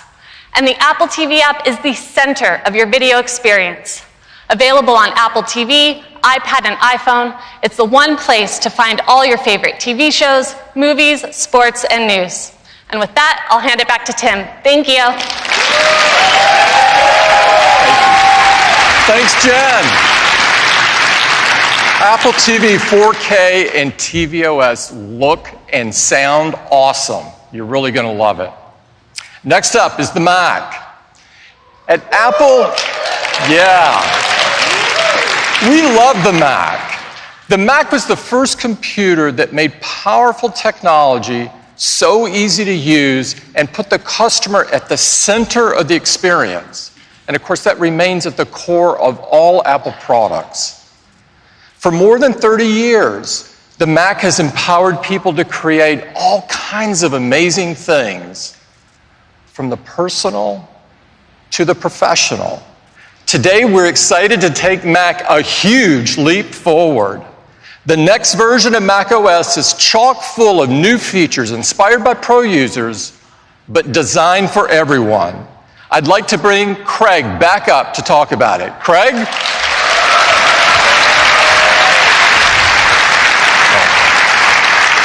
Hello again. It's true that macOS is the heart of what makes a Mac a Mac. And we want as many Mac users as possible to have access to our latest software. And that's why 6 years ago, with the introduction of OS X Mavericks, we began offering our macOS updates free for Mac users. And 2013 was also the year that we first introduced our California naming theme. Now, after spending a year by the ocean, we not only modernized the look and feel of macOS, but we headed to the mountains with macOS Yosemite. Now, as you may be aware, our naming of Mac releases is handled by our crack marketing organization. And as you probably noticed, they went on a 4-year mountain-bound bender. In El Capitan, we added Metal, our groundbreaking graphics technology. In Sierra, we brought Siri to the Mac and extended our capabilities and continuity. And last year, with High Sierra, we focused on deep technology, preparing the Mac for future innovation. Well, this year, we've made some striking changes to macOS.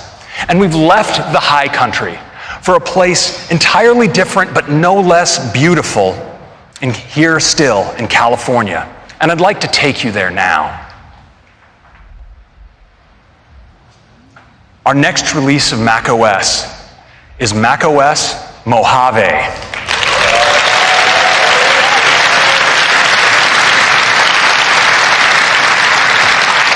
Now, Mojave is beautiful during the day, but what really captured our imagination was the beauty of the desert at night. And this inspired one of our most distinctive new features, and I'd like to show it to you now.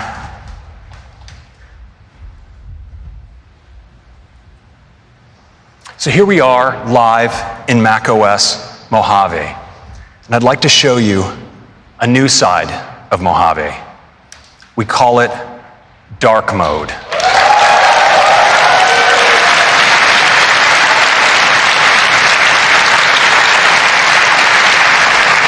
Now, as you see, dark mode is not just about the dock or the menu bar. It extends to your Windows Chrome, your sidebar, and even the content of the windows. And it's so great for pros. It makes photographic content absolutely pop off the screen. It's just gorgeous. So nice. And this is great not just for photography, but when working on presentations or documents. It's also great doing ordinary things if maybe you're working in a dark environment.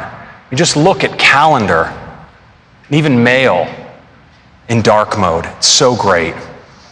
And I think some of us are going to want to run dark mode just because it's so cool. I mean, your emoji look great. Your photos look great. I mean, check out your album art in music or your For You feed in Apple Music. But I think one audience that's going to especially appreciate dark mode are some of you here in this room, are developers, because Xcode looks fantastic in dark.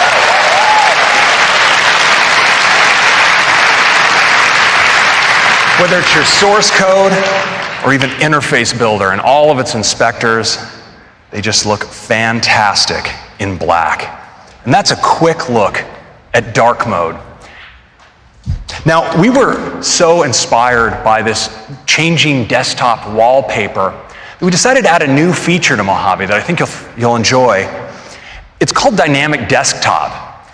And when you're using it, your desktop actually subtly changes throughout the day, from morning to afternoon to evening.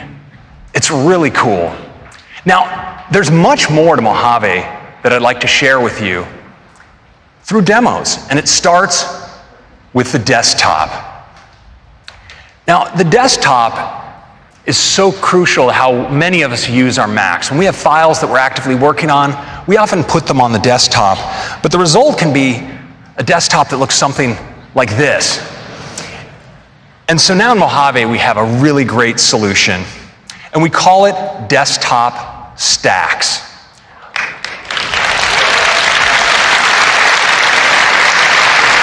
All of the contents of your desktop are automatically arranged into these stacks. And they can be arranged by kind, by date, or even by tag. And they're really easy to use. You just click on them, you can see all the contents in the stack, you can double click to open a document, and put it away. And they stay organized. So for instance, if I bring forward mail, maybe I drag an image out, I want you to watch what happens, because the image flies right into the right stack. Now, you can also scrub your stacks. So for instance, I'll just scrub across this stack. You see I can select between different photos, pick one up. Actually, let me just hide mail here. Mid-drag, got a little excited with my with all of my stack action. So I can just drag this out and drop it in just like that. And that's a quick look at stacks. Now, we've also brought some great new changes to the Finder. I'd like to show them to you now. Now, it starts with a new view. We all enjoy using icon view, list view. There's of course column view, but now we've added an all-new view called gallery view. It has a big preview up top, a set of thumbnails along the bottom, and it makes it easy to preview images, video, presentations, documents, spreadsheets, PDFs, and of course with images, sometimes you want to know more detail about, for instance, how they were captured. And now the new sidebar in Mojave really helps because it now supports full metadata. So you can see around your photo the camera you took the photo on, the kind of lens, the aperture settings, and so forth. It's really handy. And you'll notice also along the bottom, there's this new area called Quick Actions. And quick actions let you act on the current photo. So for instance, if I have a photo like this and I want to edit it, I don't have to open it and go or do a new app. I can rotate it right here inside the Finder. It's really powerful. Now, this sidebar is available in other views of the Finder. So for instance, I'm just going to bring up the preview pane here, and I'm going to do a multi-selection of a PDF as well as several images. And you'll notice that the Quick Actions area is contextual. So it shows me Create PDF as an option. I'm going to click Create PDF, and it's going to assemble all of these photos into a PDF just like that. But what's really great is these actions are also customizable. So you can create automator actions and assign them to buttons here inside of Finder. So you'll notice that now that I have this PDF selected, I have an option to run a custom automator action that I've created called Watermark PDF. When I click it, my custom action runs, and my document is watermarked, just like that. And those are some quick enhancements to the Finder.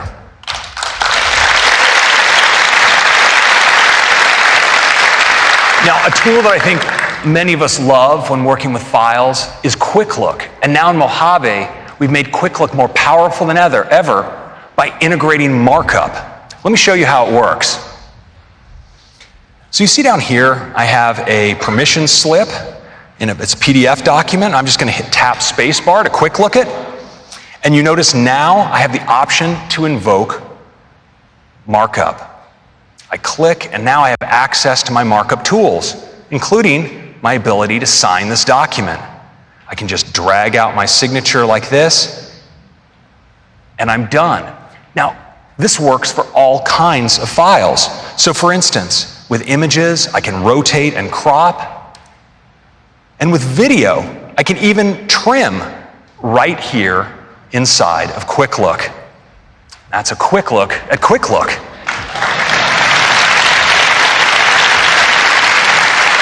Next, I want to talk about how we capture content on our Mac, because one of the tools I think many of us use all the time is screenshots. And we've made screenshots more powerful than ever in Mojave. So let's take a look here at a web page, and I'm just going to take a screenshot in the traditional way. I'm going to screenshot a selection of the page, and I want you to watch what happens in the lower right. I get a thumbnail instantly of that screenshot, and when I double click in, I get an accelerated workflow right into markup where I have access to all of my tools. So for instance, if I want to create a magnification here, I can just drag that out, magnify. It's that easy. But now we've also made it easier to access a variety of tools. So when I bring up my screenshotting, you see I am presented with this HUD that tells me I could capture the entire screen, a selected window or selection, but we've also added screen capture for video right into screenshotting. Let me show you how that works. So I'm going to go to a web page here that has an animation running. And I'm going to bring up my screenshotting tools and say to record the selected area. I'll just make a nice selection here. Okay, and I'm recording just like that. Of course, I can manipulate the app. This will all be reflected in my recording. And when I'm done, I can click the stop button right up here. And now you notice I have this thumbnail in the lower right. Well, I can actually pick this up and drag it into a new space and incorporate it right into a document, just like that. Now, we further enhance the way you capture content, and that brings me to continuity. So Mac users love continuity for the way it lets us work across our devices with things like AirDrop or the ability to unlock your Mac using your Apple Watch. When it comes to capturing content, we all walk around with one of the best content capture devices in the world in our pockets, our phones. And so we wanted to take advantage of continuity to bring that to the Mac with a feature we call Continuity Camera. Let me show you how it works. So here in my keynote presentation, I have a space that's just waiting for a new photo. And I have my phone right here. Well, when I select this object, I can choose to take a photo. And I want you to watch what happens when I select this to my phone. It automatically, immediately lights up, ready to take a photo. So I can take one like this. And when I do, I can select Use Photo, and it appears directly in my document. Isn't that cool? Now, this works as well for scanning documents. So here I have a place where I could use a scan. Once again, I'm going to select from the menu, and this time Scan Document. Again, my camera lights up, this time right in my document scanner. I just scan like this. I can save it. And my scan goes immediately in. I think I forgot to push the save button. Sorry about that, everybody. There you go. Appears immediately in my document. Thank you. And so just like that, I can take photos, stills, and even capture video. And this is a quick look at some great new features in Mojave.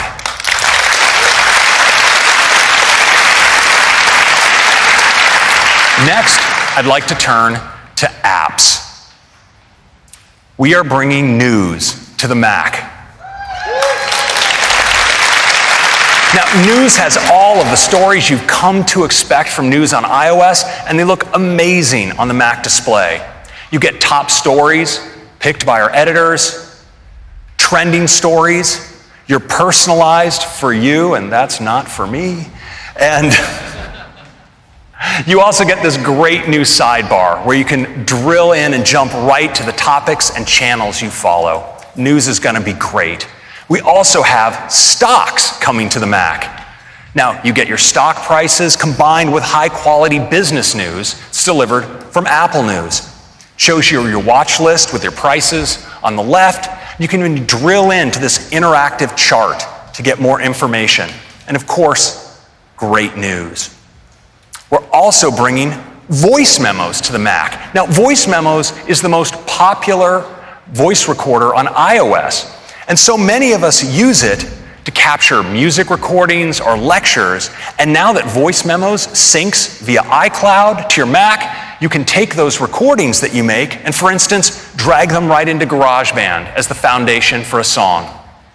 Finally, thrilled to announce Home is coming to the Mac as well.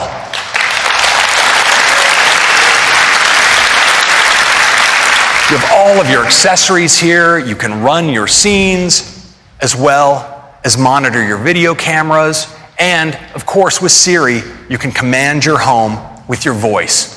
So those are 4 great new apps coming to Mojave.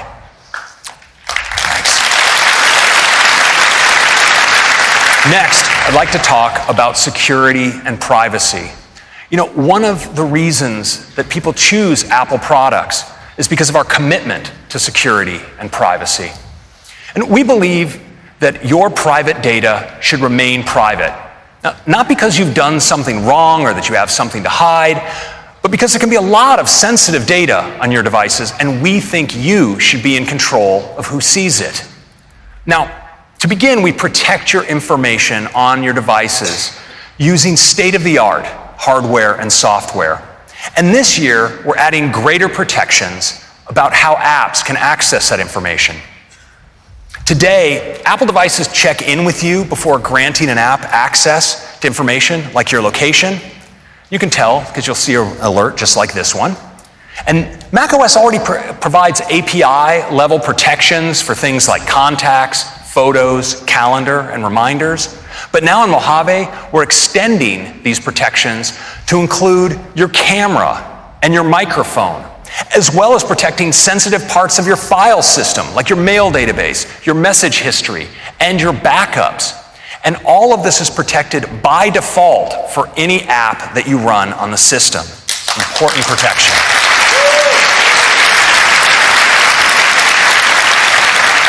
Next, I want to turn to some great enhancements to Safari, because Safari works really hard to protect your privacy, and this year it's working even harder.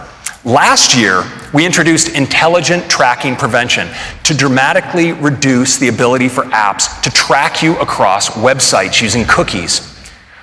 This is the kind of thing where you look at a product on one site, and then you move to another site, and somehow this is just following you wherever you go. Well, we've all seen these like buttons and share buttons, and these comment fields. Well, it turns out these can be used to track you, whether you click on them or not. And so this year, we are shutting that down.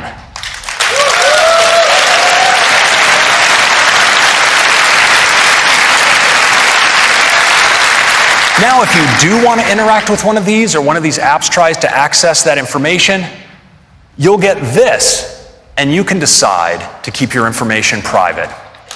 Now, next, let's talk about fingerprinting. You know, data companies are clever and relentless. And in addition to cookies, they use another method called fingerprinting. And here's how it works. Just like you can be identified by a fingerprint, it turns out that when you browse the web, your device can be identified by a unique set of characteristics, like its configuration, its fonts that you have installed, and the plugins that you might have on the device. And these data companies can use this set of characteristics to construct a unique fingerprint to track your device from site to site. With Mojave, we're making it much harder for trackers to create a unique fingerprint. We're presenting web pages with only a simplified system configuration. We show them only built-in fonts. And legacy plugins are no longer supported, so those can't contribute to a fingerprint. And as a result, your Mac will look more like everyone else's Mac, and it will be dramatically more difficult for data companies to uniquely identify your device and track you.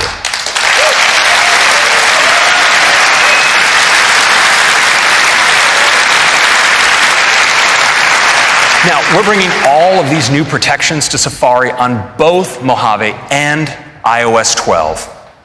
Next, let's talk about the Mac App Store. And to do that, I'd like to invite to the stage Ann Ty, our product marketing manager for the App Store. Ann. Last year, we launched a completely redesigned App Store on iOS. Every day, we celebrate apps, games, and developers. We've written more than 4,000 stories for the New Today tab, and hundreds of them have each been read by more than 1 million people. The response has been incredible, and we've learned a lot. We've got a bunch of great new features coming later this year that we'll cover in sessions. This year, we are turning our attention to the Mac App Store. Since it launched in 2011, it's changed the way we download and install software for Mac, making it easy with one click. It's the biggest catalog of Mac apps in the world.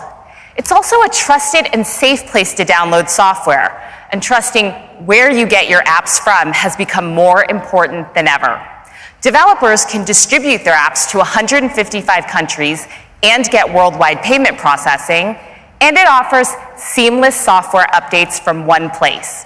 This adds up to a great experience for our users. We've spent a lot of time thinking about what people do on their Macs and wanted to create a place organized around those themes. So we've redesigned an all-new Mac App Store from the ground up, and we're thrilled to show it to you now.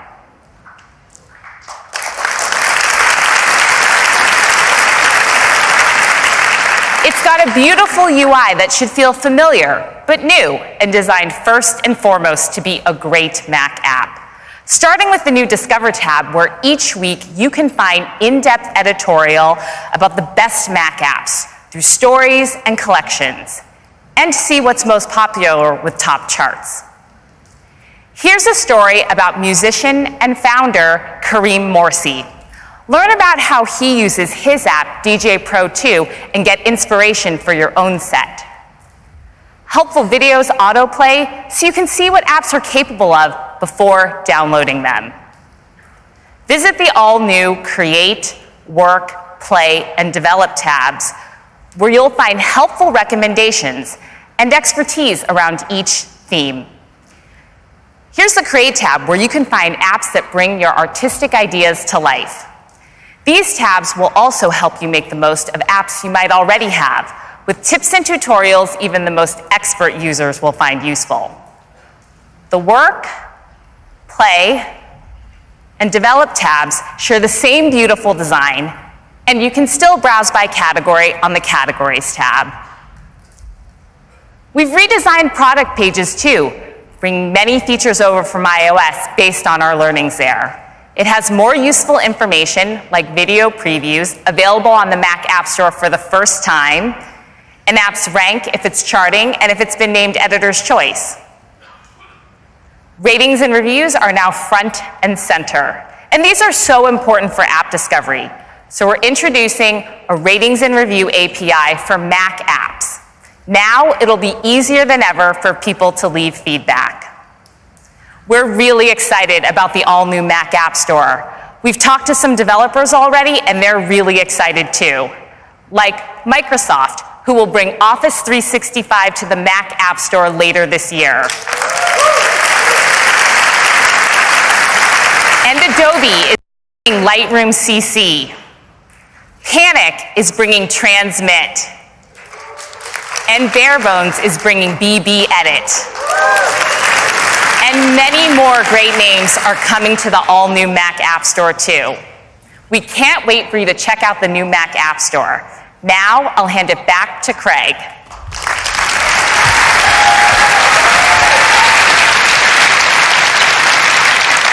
So we think the Mac App Store is going to inspire whole new generations of apps. And so we want to talk about some of the technologies that will be behind some of that next generation. We spoke earlier about ARKit. I want to talk about two more. And let's start with Metal. Now, Metal is the technology to get the highest performance graphics and computation from graphics processors. Metal was designed for modern GPUs. It's incredibly efficient. And that enables amazing console-level games like Fortnite from Epic to run great for the first time on mobile. But Metal also enables these games to scale to take full advantage of modern Macs. In fact, across iOS and the Mac, there are over 1 billion Metal-enabled devices. And we're constantly making Metal better. To bring the highest GPU performance and reach of all Macs, we've recently added support for external GPUs. And this is powered by Metal. And the results are truly mind-boggling. For instance, running a filter in DaVinci Resolve, look at how it scales on the incredibly fast iMac Pro as you add up to 4 eGPUs. Now, the results are even more staggering when you take a 13-inch MacBook Pro and add eGPUs to it, achieving up to 8.5 times speed up. It's pretty awesome. Now, eGPUs also enable Macs to achieve all new levels of performance and realism in 3D rendering and gaming. Now, this beautiful forest you see here, this isn't a video capture. This is from Unity's new Book of the Dead interactive demo, and it's being rendered live right now on a MacBook with an eGPU powering this display. I mean, doesn't this look amazing?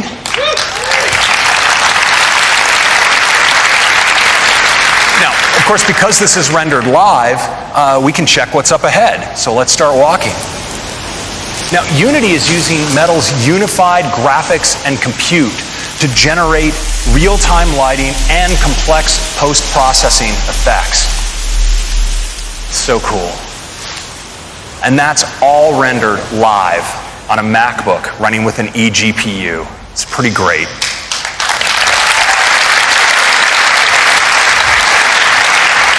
Now, another place where we're doing incredible acceleration with Metal is in machine learning. And today, ML specialists usually use one of these third-party libraries to train their models using servers. And now it turns out we can accelerate tools like this with our new Metal Performance shaders. We're seeing speed-ups of up to 20 times in using the GPU with Metal instead of CPU-based training. And while speeding these tools up is great, we actually think there's a better way for most developers. And that's training on the Mac you already have, using a great new tool we call CreateML. Now, CreateML is designed to let you train without being a machine learning expert. You can train vision and natural language models. You can bring your own custom data, and it's really easy to use because it's all built in Swift. In fact, you can use Xcode playgrounds to train your model. Just drag one in, your training set, and you can drag in your test set as well. And the training is all GPU accelerated, so it's incredibly fast. Now, as an example, we worked with Memrise. They're a developer who uses the camera to identify objects and speak them in multiple languages. And in the past, they would train their model with 20,000 images, and it would take them 24 hours to do so. Well, now, with CreateML, they can train that same model in 48 minutes on a MacBook Pro.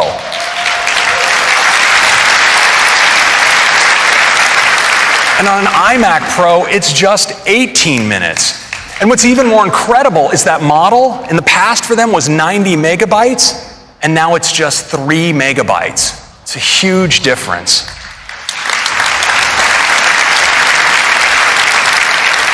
Now, we also are making models run much faster on device using CoreML2. Now, CoreML is our technology for high-performance on-device machine learning, and now it's better than ever. It's 30% faster in on-device processing using a technique called batch predictions. And you can reduce your model size by up to 75% using quantization. And so that's CoreML and CreateML. You no longer have to be an expert in machine learning to build those techniques into your app. Now, these technologies are redefining what's possible in apps, and they're common not just to macOS, but also to iOS. And the fact that the Mac and iOS share so much technology has led people almost every year to keep asking us the question, are you merging iOS and macOS? So I'd like to take a moment to briefly address this question. No. Of course not.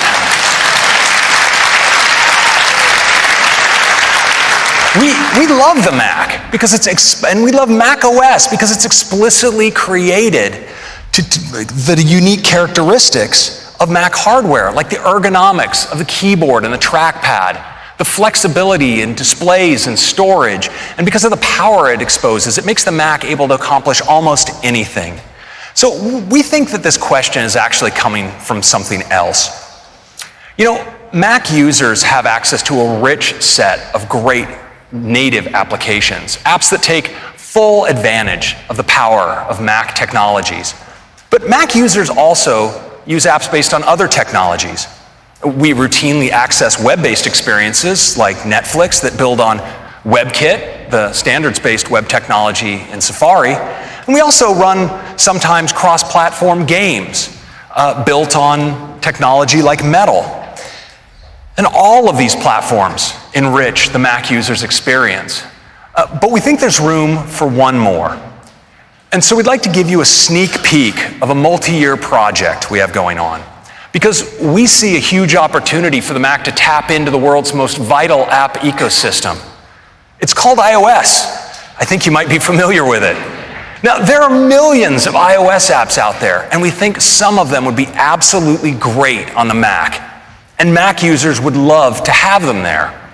And from a technical standpoint, it's actually a really good fit, because from day one, iOS and macOS have shared common foundations.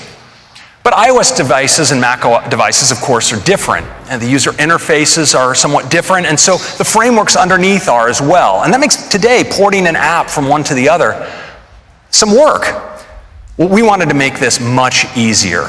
And so we've taken some key frameworks from iOS and brought them to the Mac.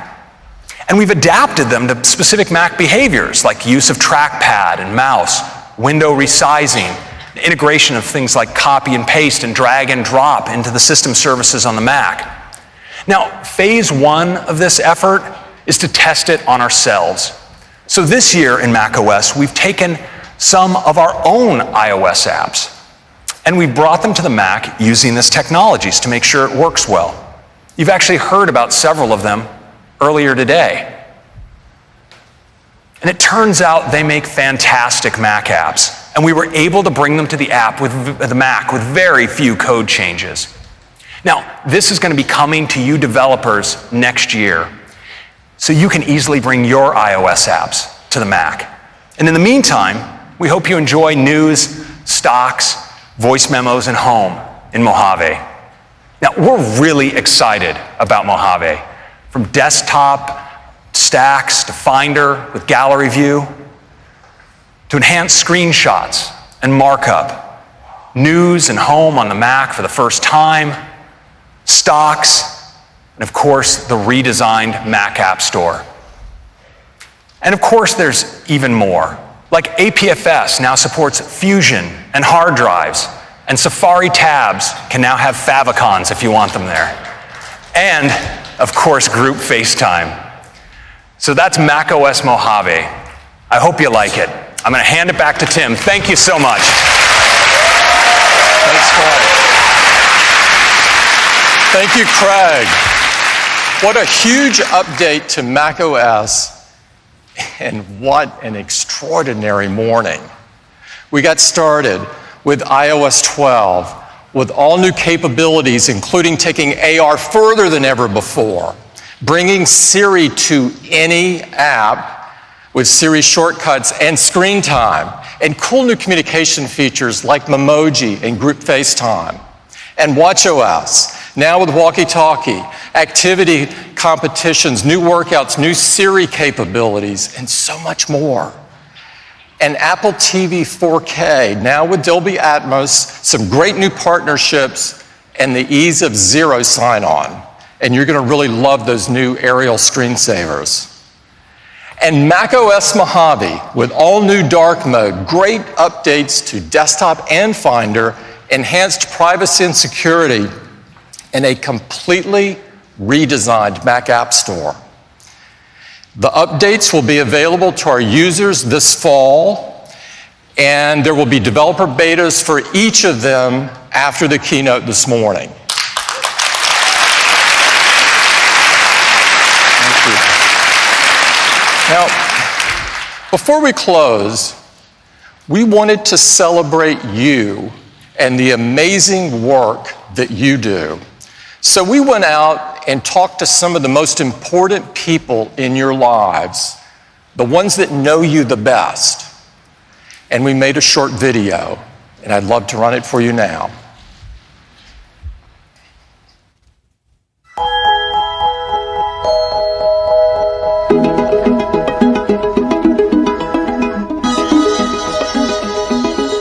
I don't have any idea at all how to create an app. I don't understand any of it. Thank you. Ask me another question. My son is a developer at Robinhood. My daughter Jyoti is a WWDC 2018 scholarship winner. My brother started and founded Yelp. Oleo. Timeless. One drop. Splitter critters. Homer. You gotta look at her. My brother Derek created the app Refugees and Immigrants, the Creative. The Collective. Why did I say the Creative? At Christmas time, when most kids maybe would want skis or something, he wanted computer books. He stayed in his bedroom making games while the other kids were outside playing. And when she's really doing the coding, almost always we have to tell my daughter to stop. But then my daughter would be like, just give me another 10 minutes. I want to get this solved first. When I watch him code, his eyes move in a weird way, and he's like totally focused. Even when my friends are over, I'd say, well, look at Christopher, look at him, and they'd go, wow. When he first came to us with the idea, we were like, okay, good luck. He started off in his small little one-bedroom apartment with next to nothing and sacrificed eating a burger and just have ramen just so that he could, and I'm like, just buy the burger. And he's like, no, that's $3 that I could put towards the app. Jeremy went out to build the first version of Yelp, and it was a total bust, total failure. She tried really hard on a couple different titles, and you've never heard of them. And, that's a really rough feeling. That was definitely a low point for Jeremy, because it was like, hey, we got to retool and try again. What Jeremy did notice in the data was that people loved writing comments. And that was really the genesis of the second version of Yelp, which worked. You have to be really okay with waking up to failure. And then at the end of a whole bunch of failures is something that's great. Tessa didn't really think, I want to make an app. Tessa found a problem of food waste, which you could use the app to help to solve. Emma's grandma was diagnosed with Alzheimer's. She even forgot my daughter's birthday. So Emma tried to search for an app that would help, but she couldn't find it. So she said, why don't we just do it ourselves? My husband was a diabetic. That inspired Jeffrey to do something about diabetes. And it's an answer to a lot of people's prayers. Jesse won the iPhone Game of the Year. I couldn't believe that he made it. I mean, to me, it was remarkable. She pulled out her cell phone, and I saw his app on her phone, and I was like, trying not to forget. For my wife, it's not just creating, it's really wanting to be a part of something big. The one lesson that I learned from Jeremy every day is just that determination, tenacity, the focus. He foresaw the impact that the iPhone was going to have. And he bet everything on getting an app for it. And I think that it was one of the most important things that Yelp did. I think he's made a big difference, and so do thousands of other people. She wants to not just learn, also teach others, and it makes me really proud to see her blossom. And as a parent, no better thing is there than your kids do what they want to do. Because it isn't how much money you've made, it's really what changes you've left behind. And she's hoping to leave a lot of change behind.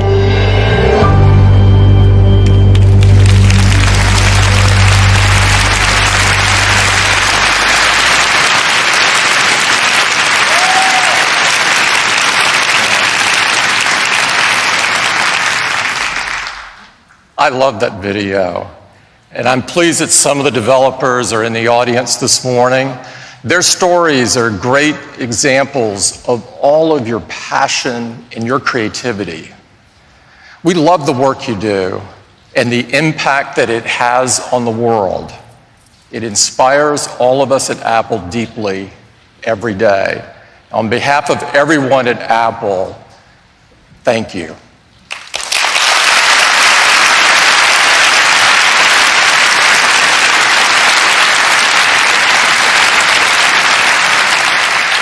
And I'd also like to thank everyone at Apple who made today possible. Days like this only come from years of effort and hard work and great sacrifice. And so I thank them and their families. Let's have an incredible week together. Thank you.